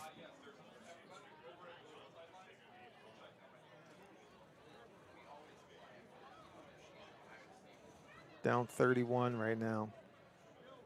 33 points, the least amount that Decatur has put up in a game this year. That was against Kent Island a few weeks back.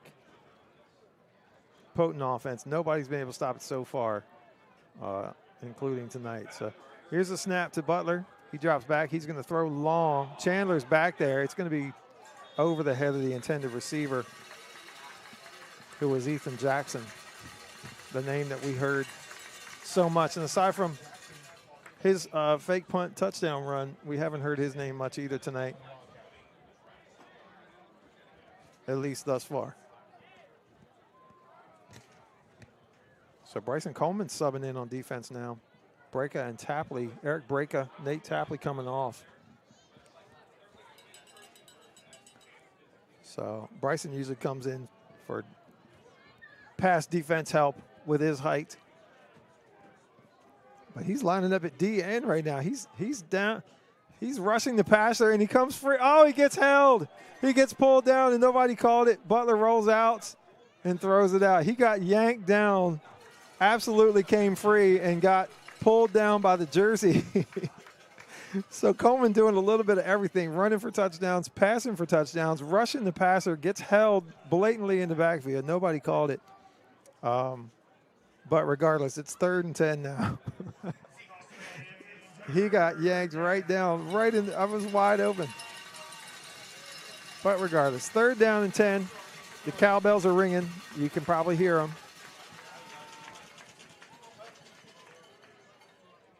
With 12 seconds left.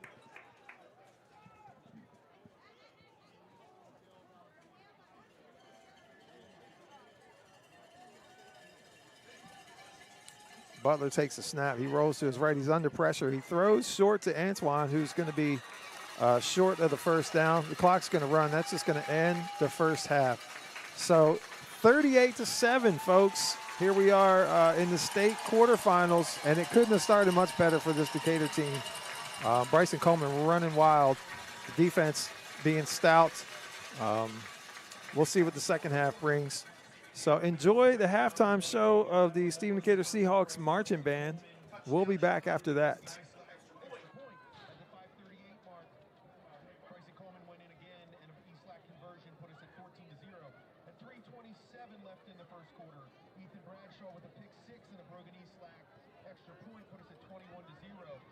Wilde got on the board with a minute and a half left in the first quarter, and their extra point conversion. At the 10:23 mark, Brogan Eastlack converted the field goal, and then 6:29 left in the first half. Zachary Baker went in with an Eastlack extra point, put us at 31-7, and then Gavin Salido with 30 seconds left and an Eastlack conversion put us at 38-7. Where we sit right now.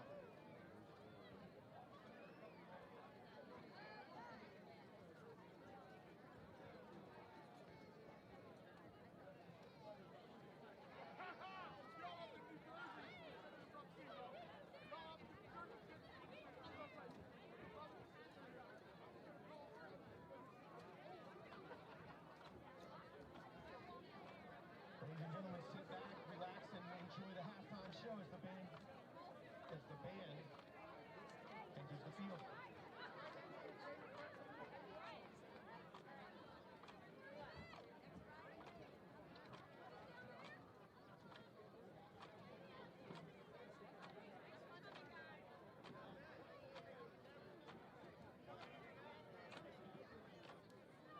Ladies and gentlemen, let's have a warm round of applause for your Stephen Decatur High School marching band.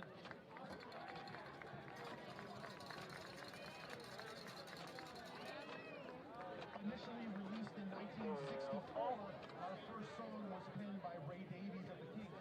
Originally described as a love song for straight kids, the tune was built around power chords which would influence rock music forever.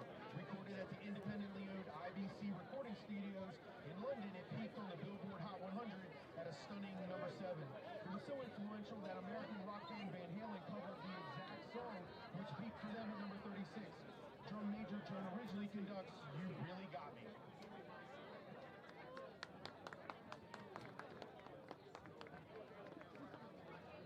Detail 1 up.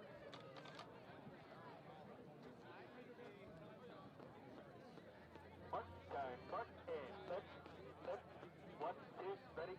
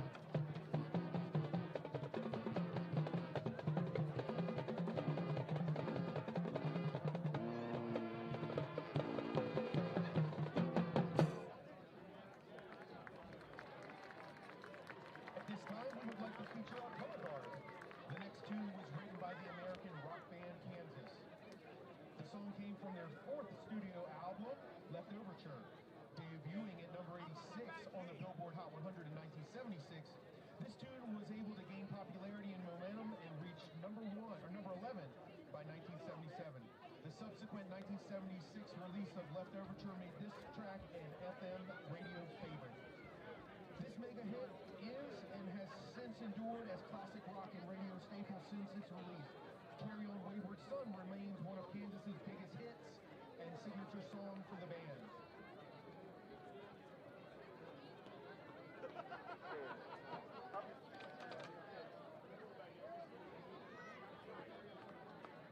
Mark, Mark, left, 1, 2.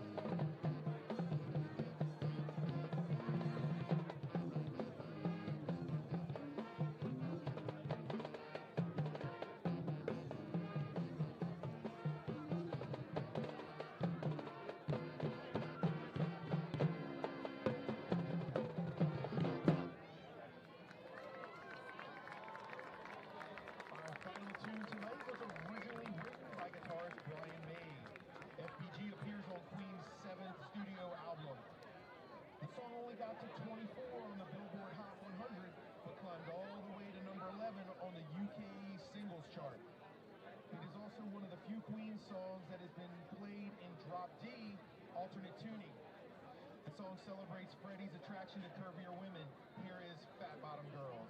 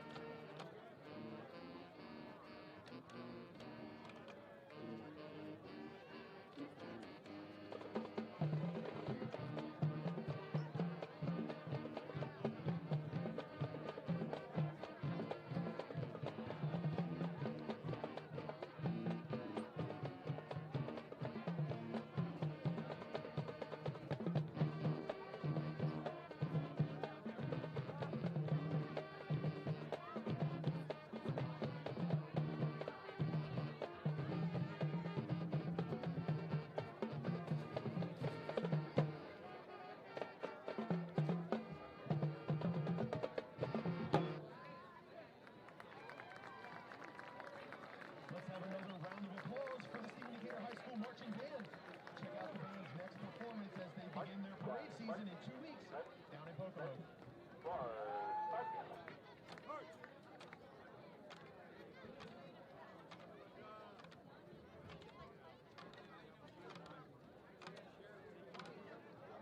Some updates from around the state in another quarterfinal action. All three of these games are at the half. Penn Island and Huntingtown are tied at 14-14. Walkersville leads Owings Mills 28-0. Milford Mills on top of Purdue 27-0. All right, Eddie, nice job, ladies and gentlemen. Head on back up.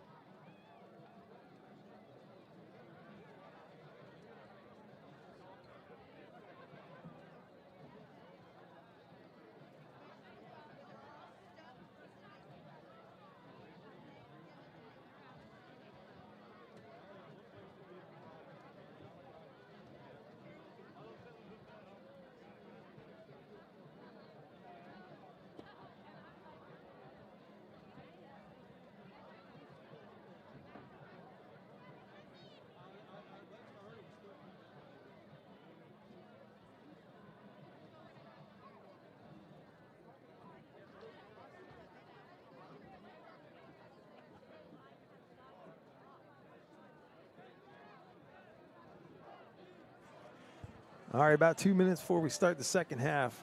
Decatur up 38-7. Scoring started on a Bryson Coleman keeper for a touchdown. 6-0. Brogan Eastlack added the extra point to make it 7-0. Then Bryson Coleman scored again at the 5:39 mark of the first quarter to make it 13-0. Eastlack's extra point was good. Ethan Bradshaw at the 3:27 mark with a pick six to make it 20-0. Eastlack's extra point was good. And then we had the fake punt by Wilde, 57-yard fake punt. Ethan Jackson took it in to make it 21-6. Extra point was good to make it 21-7. At the 10:23 mark of the second quarter, Brogan Eastlack with a field goal to make it 24-7. Then we had Zachary Baker with a touchdown catch, 30-7 at the 6:29 mark. Extra point was good. And then Gavin Salido with a touchdown catch with 30 seconds left in the second quarter.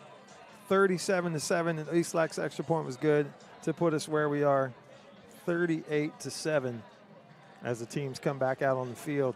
We'll be back with you in about 1 minute to kick off the second half. Wild Lake will be receiving to start.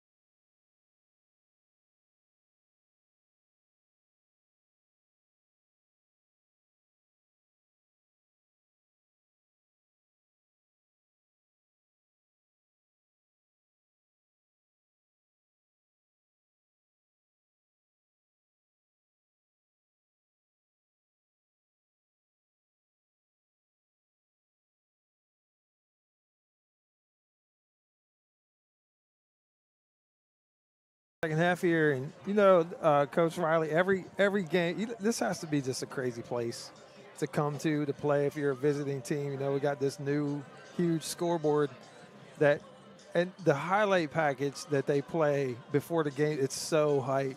Like every time I see it, I'm like, oh my gosh, it's so hype. And I watch the other team all the time, and they're always staring at it like, holy cow, like what have we got ourselves into? Because it looks like it's professional, Trouble brewing. Well, Wild Lake, every player stood with their back to the screen during that today. And I know you and I got a major tip of the cap to them for that. Yeah, oh yeah. Because you and I played for guys that would have said, if you were standing there staring at the other team's scoreboard, right, or whatever was going on, right, then you were nose to nose. It's a little bit different in this day and age. Yeah, agreed. But it really is special, man. They all stood with their back to it.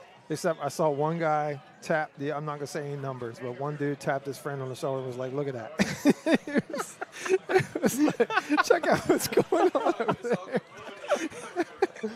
So, yeah, it's just crazy. These people. I won't tell Coach. Look, I won't either. But, I mean, there's people as far as I can see. We're talking probably, 1,500, 2,000 people. Sure. Half of them are ringing cowbells. Yeah. There's music blaring, thunderstruck. They come through the helmet. There's like smoke and fire. It's crazy. Oh, man. yeah. It's quite a thing they got. I mean, going it really is special, and it's awesome for them to come down here and play us and be a part of this too, man. Because they got some really good football players. Agreed. So we'll see if they can get something going here in the second half. This kick's going to go into the end zone, so that's going to come out, and Wild Lake will be starting. Look, I think I ate. Usually, sometimes I'll give my halftime calorie count. I think I ate a burger, 2 pieces of pizza, and I didn't go all in on the Bay Country. I ate a glazed donut, which was a mistake because now my left hand is very sticky. So it's and I can't fix it. But hey. Anyway, I know I don't. The hand sanitizer never gets rid of you know, the tackiness. Right. You have to wash your hands. Yeah, agreed. Ron's giving us a stink eye down here. Hand off to Antoine, who's going to have some space around the right side, and there's a hold there. That's going to come back. He's going to go out of bounds at about the 32, but it looks like it's going to come back most likely. Yeah, hold right off the get-go. I mean, and not taking anything away from Wild Lake, but that was definitely they had definitely hit that seam right there, and it looked out of the ordinary. Yeah. I mean, our defensive line's done such a good job, so you almost expected a hold. Let's shout out some of these dudes on the defensive line. Number 52, Anthony Burke. Who we got over there? Number 56, Garrett Maloney. Number 19, man. My man, Kenai Floyd. Yeah, he's done a nice job this year. Yeah, made honorable mention all Bayside. I mean, he really has worked hard, man. He has been an integral part of this defense. Brooks Waters, number 23, only a sophomore, getting some time. Love my man Brooks. He's a good dude. So Wild Lake backed up to their own 10 now to be first and 19 here. Antoine in the backfield. He is a load. Really is. I'm kind of surprised he's didn't get more carries early in the first half. And he didn't start. As Butler rolls to his left, he's going to be brought down. He gets out to about the 18 maybe. But, yeah, I don't know if, Antoine was not on the field to begin with. It was Deshaun Powell in the backfield. I don't know if that was I don't know. I don't want to speculate, but he didn't play like the first series. I didn't see him out there. I mean, I don't think he really got in until I think it was third down of the second series. Yeah. I mean, we keep some light notes here and there, but right. I mean, it's kind of surprising because Queen Anne, they really kind of tried to play time of possession against us last week, and with a couple early turnovers, had people sweating bullets. Yeah, but they kept it on the ground and kept us scoreless for the first quarter there.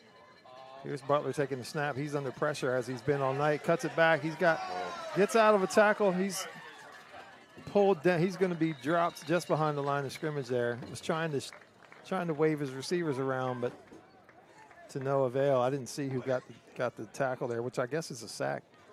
I think it was like 1 yard short. I don't know if it was Brooks. I'm not sure. I think it was. Yeah, it was Brooks Waters in on the tackle there. 10th grader. Looking at the Huntingtown game, looks like Huntingtown's gone up 21-14 in the third on Kent Island. The other two games are blowouts.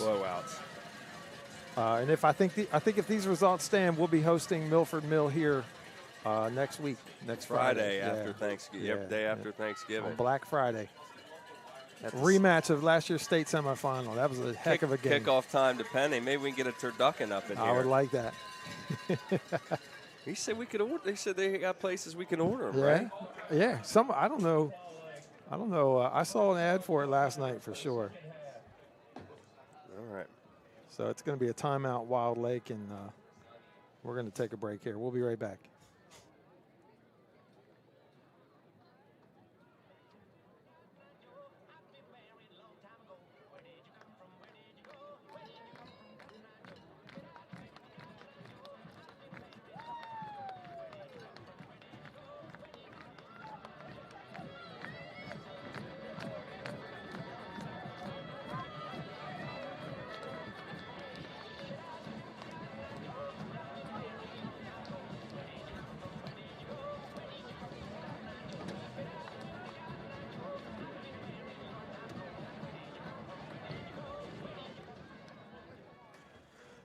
All right, coming back in here. It's 3rd and 10.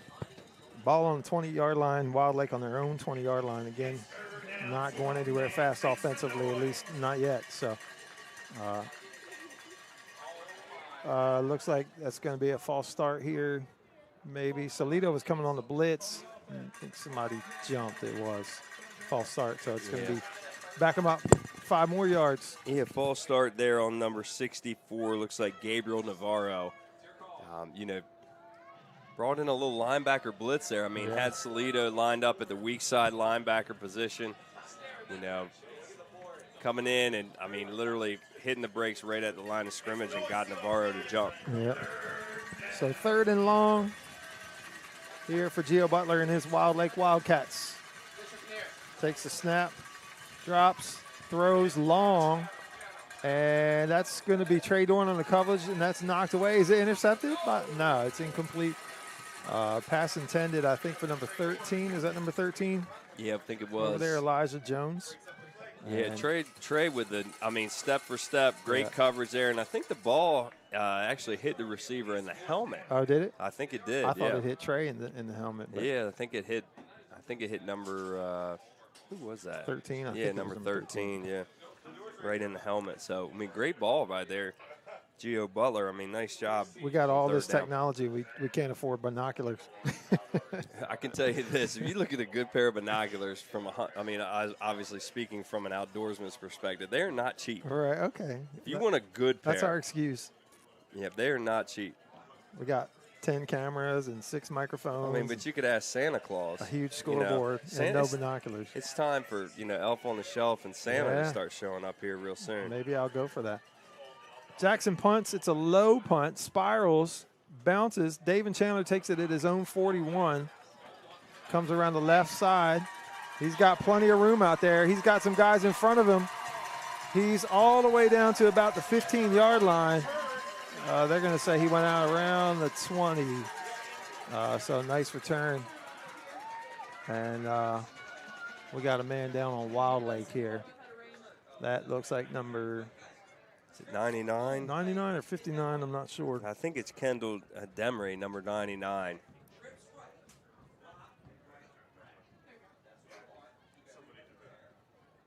I think it is, so. Still can't, it looks like maybe number 99. Yeah, 4 minutes and 36 seconds left in the third quarter up in Stevensonville right now. Yeah. Kent Island down 21-14. Okay. 34-0 Walkersville over Owings Mills. That game's 1 point away from, actually it's 35 now. It's now running clock. Yeah. And don't have a Milford Mill Potomac. Like the top seed will go down. We'll be the top remaining seed, but we would have been home regardless. So they're helping the young man up. It looks like a lower leg injury. Hopefully nothing too serious, but he does not seem to be able to put any weight on it. And that is number 99, Kendall Demery. So hoping he's okay.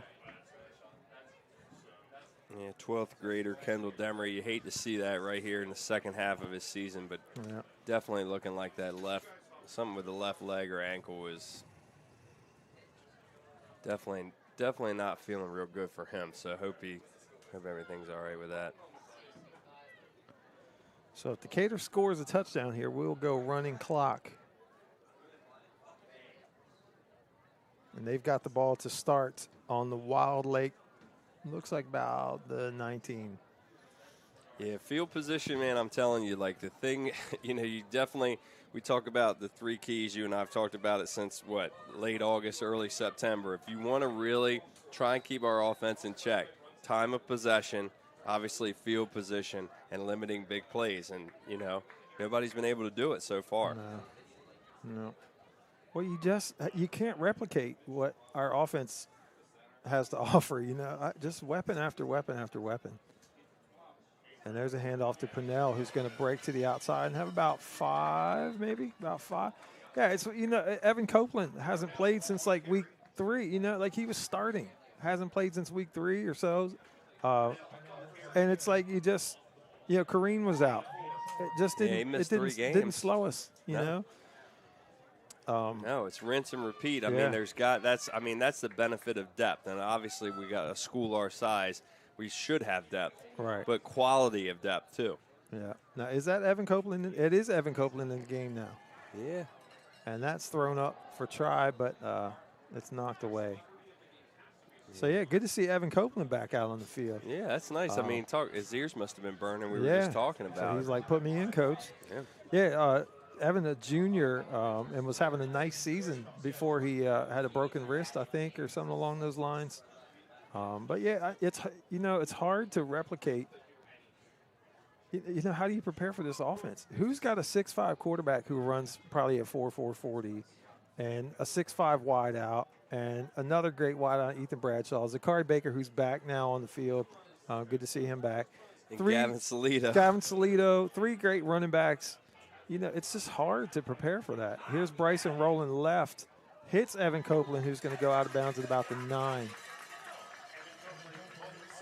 Well, that's good for Evan there. Yeah. I mean, these are the things you want to see, getting these storylines, you know.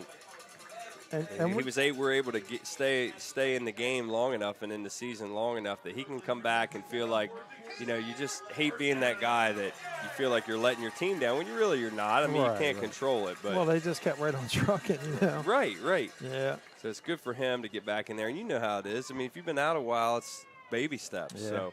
And you hate to miss it. You know, this has been a special season. I'm sure he hated to miss games, not be out on the field with his boys. But we're first and goal now from the 9. And handoff to Amari Emmanuel. He's got a huge hole, and he's going to basically walk in. And it's going to be running clock time as Decatur goes up 44-7 here.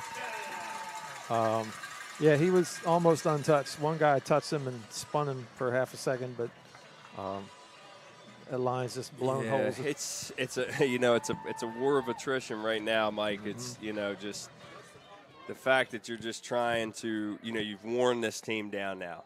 So when you get inside the 10, I mean, and you're wanting to get the running clock, get the game over with. I mean, you don't want. It's not really a gamesmanship thing. You're not trying to run it up on them, but if you can in football, if you can get running clock and get these guys off their feet, it's key.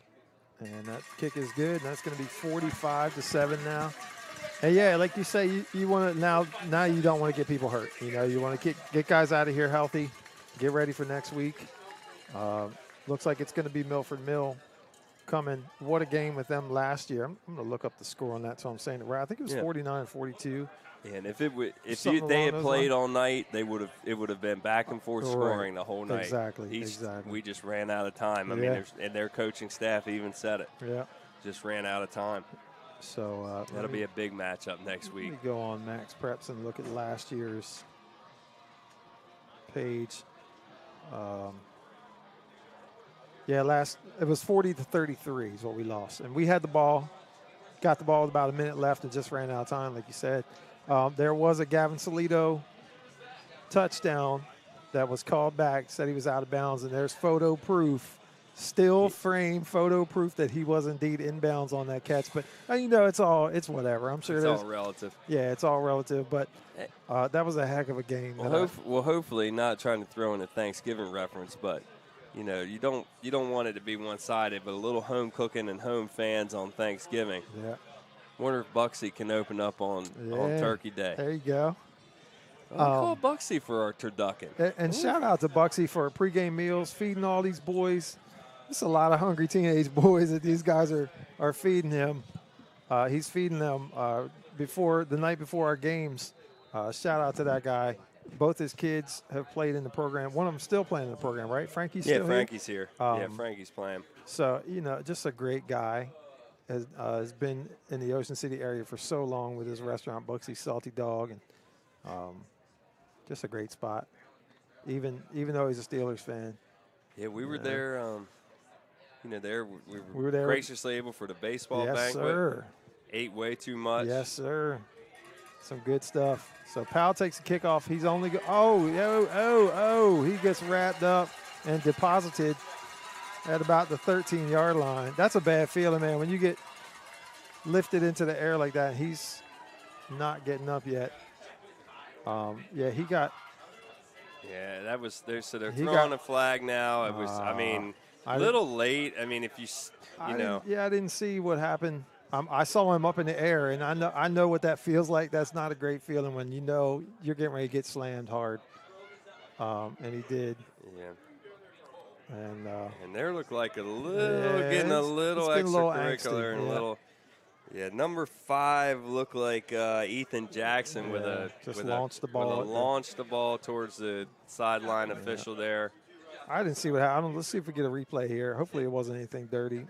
Maybe just knocked the wind out of the way it looked. If he got slammed, he was up in the air. A couple guys had him up in the air, and then a few more guys jumped on.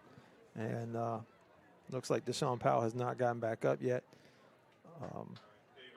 Hopefully it's just the wind knocked out of him. But, you just hope things don't get and that's penalty is against Wild Lake. Yes. So it's not against us. And Powell is up, and he's walking off under his own power. Hopefully just the wind knocked out. Yeah, not sure what they're going to call it. It looks like there was some unsportsmanlike conduct. Excuse me. Is that what it was? Yeah. I don't know. They marched off 5 yards. Maybe a hold there, too. I'm not sure, but definitely some extracurricular there, and that's why Coach Coleman and staff are going to make sure. Personal foul, unnecessary roughness on Wild Lake. Half the distance to the goal. There you go, yeah. Unnecessary roughness. Yeah, he took a big hit, man. Took a big hit, and emotions are running high. You know, you're kind of, you're, for lack of a better term, you're getting your tail handed to you. So, just be on the officials now to make sure these remaining minutes stay, as clean as possible for both sides. So Waylon Hobgood in the game right now. And, I thought he had a tackle, but he didn't. Antoine has a nice gain there, about 13 yards before he's tripped up. Shout out to Sully Alker. Look, Sully's been he's a second-year starter. I think he's only a junior, right? Number 25 there in the middle. Not the biggest dude, but, man, he plays with a ton of heart. Against Y High, played the whole game with appendicitis. Didn't know it was appendicitis, but went to the hospital after the game because he felt so bad. Had his appendix removed that night. And then the next week, Eric Breaka has the same thing, appendicitis, and has his appendix removed. But shout out to both of those guys. Yeah, both got, I think Bobby Hammond made sure they got the tough man of the ward a week. As they should. Yeah. That is actually dealing with a medical emergency and finishing your football game is next level toughness there. So Butler, is that Butler or is it Powell? I'm not sure. No, it's Butler. Yeah, it was dancing around a little bit. He's close to a first down, but maybe a yard or two short. It looks like probably be third. Oh, he gained a yard. 3rd and 3. Okay. Who else is in there? The big guys in the middle. Is that Davin's still in there? I'm just trying to make sure we don't miss anybody. I'm trying to see who. It's 20-something between. And Mari's back still. I still see Tapley. He's out there on that left defensive end. I think spot. it's Cortez Smith is who I'm talking about on the defensive line. Nate Tapley out there. Screen out, and Chandler breaks this one all up, pulls his man down short of the first down. It's going to be 4th. 4th and probably 1.5, something like that. I don't know. I guess you just go for it if you're Wild Lake. I don't know. David just does such a nice job. Yeah. I mean, he just closes the distance there with reckless abandonment. It's the kind of guy, I can't find the right words to describe the way he plays basketball and football. It's just something about it. He's the kind of guy you want to have at safety. I don't say a headhunter because that's frowned upon anymore, but he's a kid that he seeks contact, not with malintent. He just wants that to be a part of his game, his mantra. Yeah. So I like to think that maybe I was like that. You are. Not as athletic. Yeah. But that pass was tipped at the line, falls incomplete. That's going to be Decatur ball. Yeah, I always say he's got sauce. There's just something about him that he's the man. He's the man. On the basketball court, he's the man. Yeah. In the defensive backfield, he's the man. He's steady Eddie, man. He's got the swag. He's got the swag. He's got the it factor, whatever it is. He's got it. Yeah, it's been a pleasure because last year he missed a big chunk of the year, got hurt early in the season, and missed a big chunk of the year. But this year he's been healthy all year, and he's been a huge factor. So Johnny Hobgood coming out now at quarterback, and we got a bunch of guys we haven't seen a whole lot of. Donovan Henry had a nice touchdown run a couple weeks ago. He's in the backfield now. A.J. Cobb out there. Hobgood split out close to us. Copeland and Tribewise on the far side. And the funny thing is, you're not lacking any speed or athleticism. No. And here right you there. Go. Yeah. Devontae Henry going to take it down to about the 5. I mean, every single kid, you just subbed in a whole, gauntlet of new skills position guys, and they can all basically do the same thing. Yeah, and we got another Wild Lake player down. It's number 19. That is Jaden Gore down. Looks like it might be an arm injury.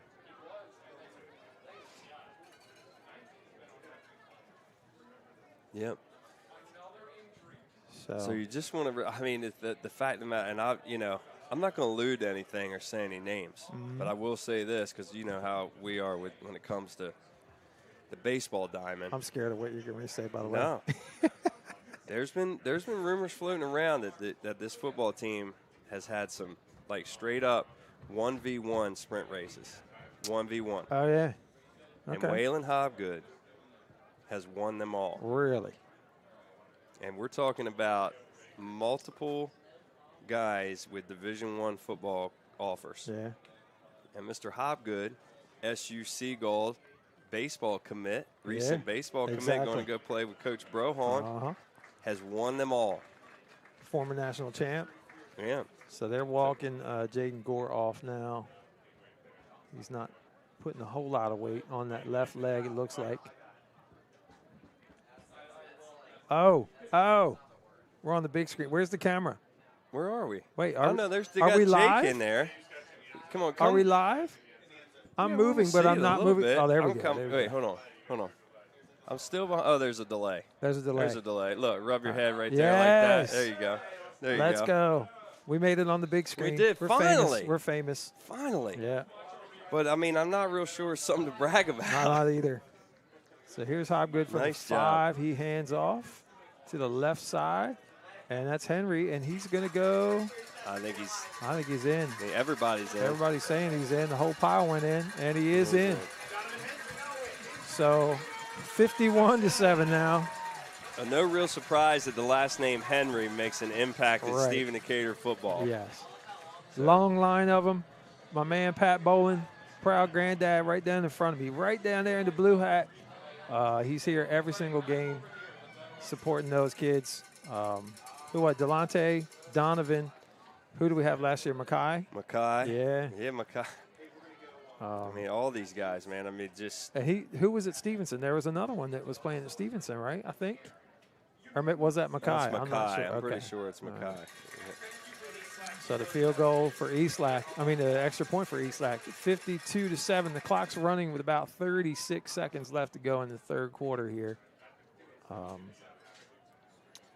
And you start preparing for next week now, you know. Yeah, I mean it's, now this is, you don't want to say it is uncharted territory for a lot of these kids. Right. I mean you're having to now prepare. I mean I don't know what the rules are. I don't want to say anything wrong, but I'm assuming they're probably going to have practice on Thanksgiving Day. I would guess, yeah.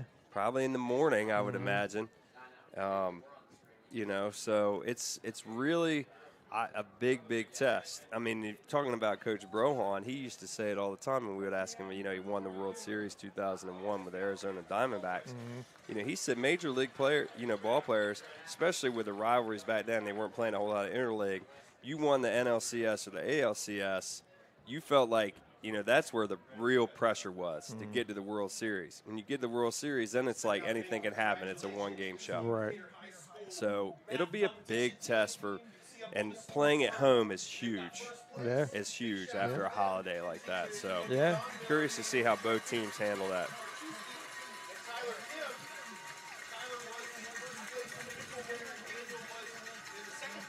So checking out our mathematics team.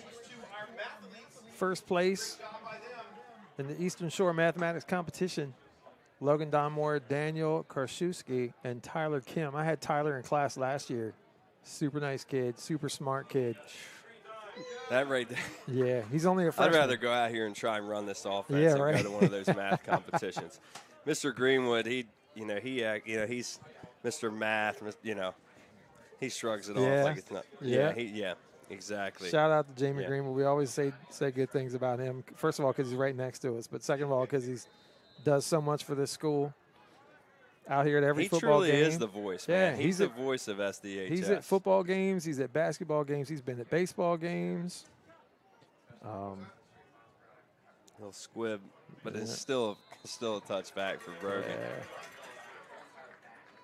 Yeah, Brogan Eastlake, man. We haven't had to say his name much, but I got a feeling he's going to have to make a big kick or two, if we want to try and, like we said, bring home the ship before it's all said and done. Great kicker. I don't know how kickers are rated, but he's rated by Coles. Apparently, Coles has a big kicking camp, or is big with kickers. It's like a tour. It's like what they did last summer. And he's rated 4 stars. You know, and now he's gotten a couple offers. I think nowhere huge yet, but I don't know if they wait for kickers. Yeah. I don't know if they even offer kickers. You know, at bigger schools, you even offer. I don't know how it works, but he's certain to be playing watching somewhere. him kick and watching some guys that kick. Yeah, right. Campbell's on him early, but I would imagine that, you know, and it may be something where he still tries to play soccer too. I mean, he's a heck of a soccer athlete. That's the thing too. He's got the soccer ability. Does he still want to play soccer and do it too? Because I think, correct me if Jamie's shaking his head, but wow.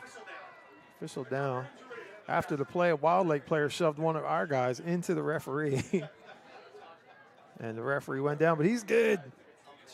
He's back. These guys don't get paid enough, buddy. They do not. Officials in any sport don't get paid enough. They surely do not. I mean, at the upper levels, of course, they do. But the abuse we can get on them a little lower bit. Level, the abuse that lower level officials take, no amount of money is worth it. So thanks to those guys for being out here. But, Eastlack, if he wants to, I would imagine will be able to kick just about anywhere he wants to on a Saturday next year. Yep. So. Yep. You want to take a quick break while they? Yeah, we think we got a timeout. Yeah, right. 52-7 Decatur, 11:24 to go in the fourth.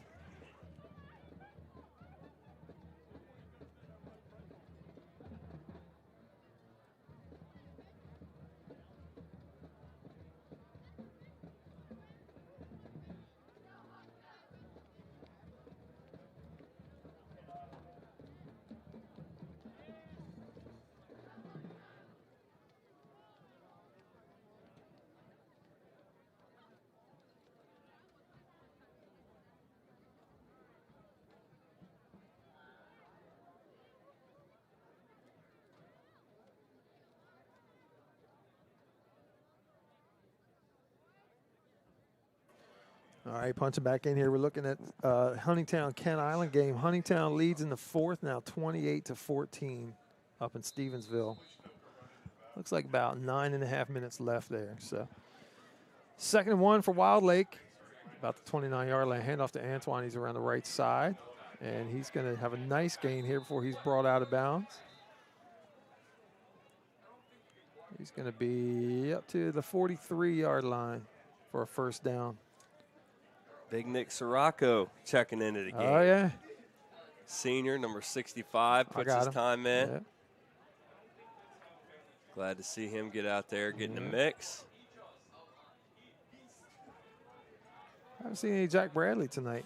He number 13, right? Yeah, I haven't seen Jack. There's Antoine again, and he's around the left side. And he's going to get pushed out of bounds. Oh, he's inside the Decatur 40 or so. Was that Brendan Wim trying to tackle him? Looked like it. Not, Brendan Wim is only a freshman. And he's not the biggest guy. If I saw this 220-pound dude coming around the corner at me full speed. I tell you what, but he's got a bright future ahead of him, man. Who's that, Brendan? Yeah. I like Brendan. He had a great JV season from what I gather. At wide out, right? Yeah, wide receiver. And playing corner, mixes in at corner too. So there's a lot of good players waiting in the wings. Oh, he's hitting the backfield. Yeah. Who was that? Was it Hobgood? Waylon Hobgood with the stop. He took a little bit of punishment. He did. I think he took a stiff arm to the head, but he held on long enough for his teammates to arrive, and they got him. Definitely doesn't phase Waylon, that's for sure. That was A.J. Cobb in there, too. When you talk about a kid, like we say, and I tell Waylon this face-to-face, I say, Waylon, you play with your hair on fire because it actually looks like it's on fire. Exactly. It's bright red, and everybody knows where you are, buddy. The helmet covers it up in football, but in baseball, when he's wheeling around extra bases, he is moving, buddy. Man, 22, number Geo Smith out there. Geo Butler, meanwhile, throwing long. He's got a man, but it's going to be incomplete. Just short there. Who's that? Number 12? Is that number 12 over there on the coverage? Jazir Purnell? Yeah, and Eric Brakia got in there, man. And he's just coming back from. There's Jack Bradley, number 13. He had a nice game a couple weeks ago against, I think it was Easton. was real disruptive when he came on later in the game. It was kind of out of hand already, but did some nice things. He's only a sophomore, and he puts in a ton of work off the field too. Tight ends, defensive end, linebacker. Yeah, a lot of guys, man, and they'll give them a little bit of a break, but I mean, probably after the new year, they're back at it in the weight room and everything. Yeah. There's Gio Smith. There Got Butler in the backfield for the sack. Gio Smith. Let's go, Gio. Yeah, 10th grader on the corner blitz, and we've got Wild Lake players down all everywhere. over the place. I would too. At this point, 52-7, I'd just be like, ouch. It really hurts. Is the bus warm? That's Jackson down there. We got Brian Chester on the field. Cambridge dude. Yeah. Yeah, Jackson's down. Looks like he's got a cramp, lower leg cramp, maybe calf. The bus ride is a factor, man. We've talked It about is it. You and indeed. I have coached several years here, and how you handle that bus ride. You know, Yeah. I've done it as a player and as a coach. Yeah, talked to old coaches here. I mean, if you're housing Twinkies and Twizzlers on that bus ride, you're headed for an L. And you're an sleeping, L is headed your way. Yeah. Sleeping, it's just right. If you sleep for an hour and a half on the ride of your game, I mean, it shuts your body all the way down. You got to fire it back up. Yeah, it's definitely a factor. So Jackson's up, and it looks like a cramp. He got his legs straight there. I do the same thing. Look, it hurts. I got it. I'm done. I'm surprised. It's Cal Preps again had us at 44-7. It's 52-7. Cal Preps had the Kent Island game had us 33-19. We won 33-15. So it's amazing. Amazing what these guys can look at. And the algorithms. I think he plugs an algorithm. That's what I think it is too. It's all kinds of metrics. He does it for the whole country. It's so it's not like he's just looking at Decatur games. It's some kind of metric. They plug in, and you can go in there and plug in any team. Like I said, I did last year's team against this year's team, and it's hypothetical. Sure. But it's a pretty cool site. So Butler drops back again. That one's deflected at the line, but it's going to be caught by number 9. Number 9, Darius Williams. Well short of the first down, though. Yeah, Butler did a nice job escaping there. Probably 3 holds there that weren't called. Yeah. I mean, we've got running clock. Yeah. And you're in a blowout. But, I mean, nice job by, like, our second and third team guys, man, coming in. Can't say enough about the coaching staff here. Coach Coleman obviously gets a lot of the credit, but what a staff he's put together with Coach Croto, Coach Apple, Coach Blaskow. You got Maryland Hall of Fame football coaches here as assistant coaches. The line coach, the defensive coach, and Coach Apple. I mean, his coaching resume is at Fort Hill, right? Fort Hill, yeah. Won 4 or 5 state titles. They've won Might have been more than 10 that. of the last 12. Apparently, Fort Hill has won. Is what I was seeing today. I think Coach Apple might have more than 5. I'll have to ask him. Sure. He's about as humble as it gets. Yeah. I think he's just as content sitting around a fire. Yeah. And up in the mountains or down in Snow Hill. But what a job he's done with the defense this year. Is Gio Smith gets a short gain there on the carry. It's just a great staff they put together here.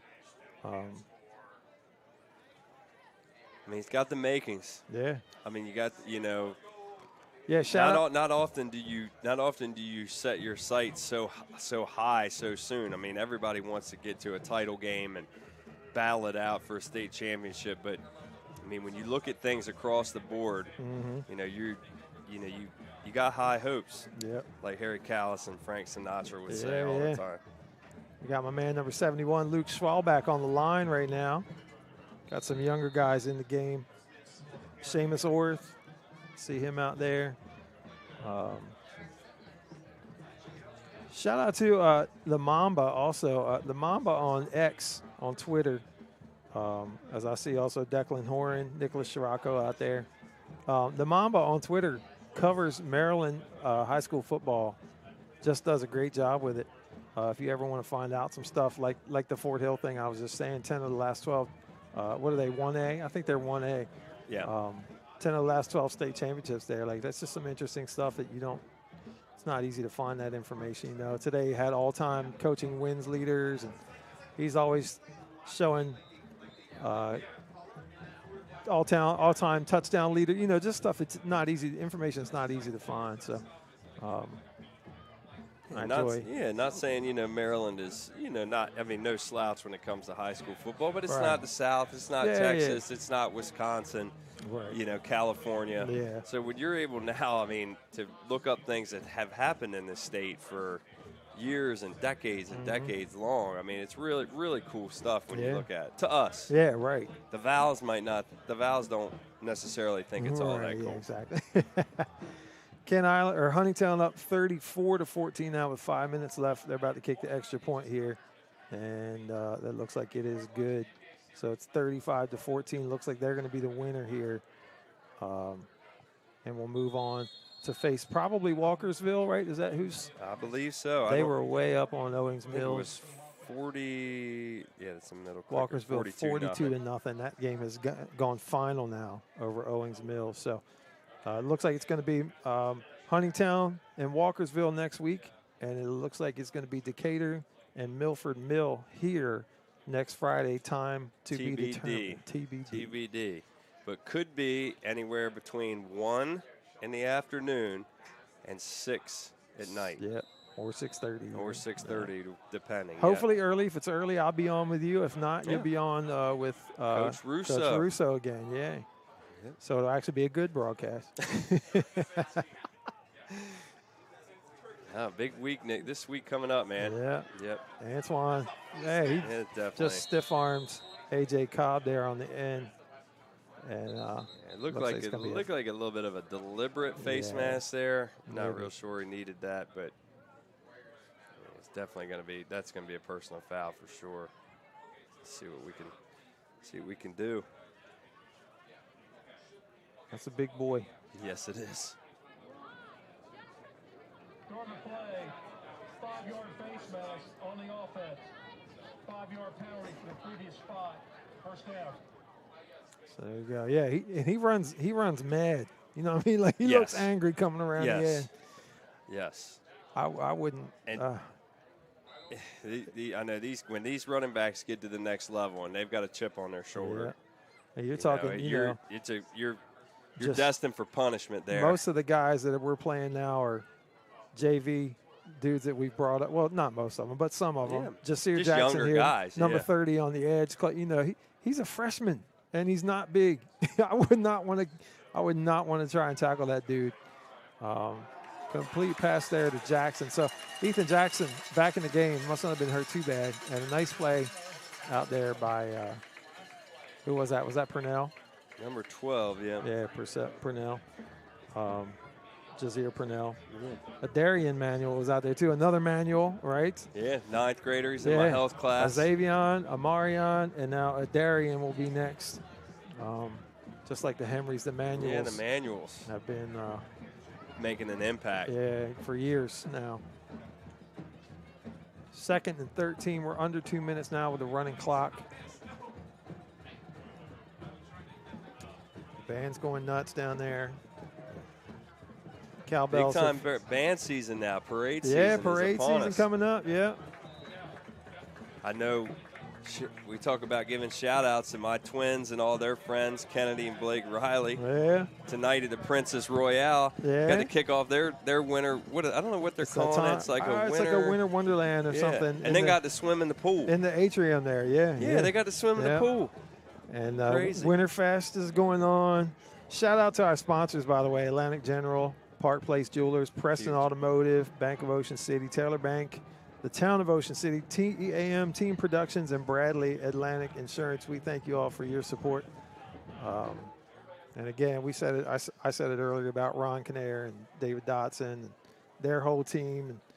And what a great job they do here with this whole broadcast. It's a lot of fun being up here with you, man. Special, man. Yeah. It really is. Yeah, it's been a great year. Enjoyable. It's enjoyable. Hopefully we'll do it again next week. It's new age, but it's a blast from the past with the wooden paneling. Yes, right. You know, right. You know, it's like don't forget where you came from. Yeah, exactly. And we haven't had a whole lot of wind, but if it was windy, we'd be rocking up here too. Yeah. Yep. Yeah, this booth has been a lot here of for head, quite a while. lot of head shakes with that when the wind starts blowing. So shout out to my man, number 37, Jaisir Purnell, freshman playing safety right now. Got in the game. Love that kid. He's a great guy. He's going to be a great player. Solidly built kid. Nice kid as well. So we're down to like the last 12 seconds here. We'll see if Wild Lake's going to snap the ball or not. Looks like they will. They do. And he's going to throw it up. And it's going to fall incomplete, but there's a flag on the play. I don't think the game can end on a defensive foul. I'm not sure about when there's a running clock, though. Yeah, it might be a little different with the running clock, but yeah, nothing like a flag on the last play of the game, Mr. Hughes, as time runs out.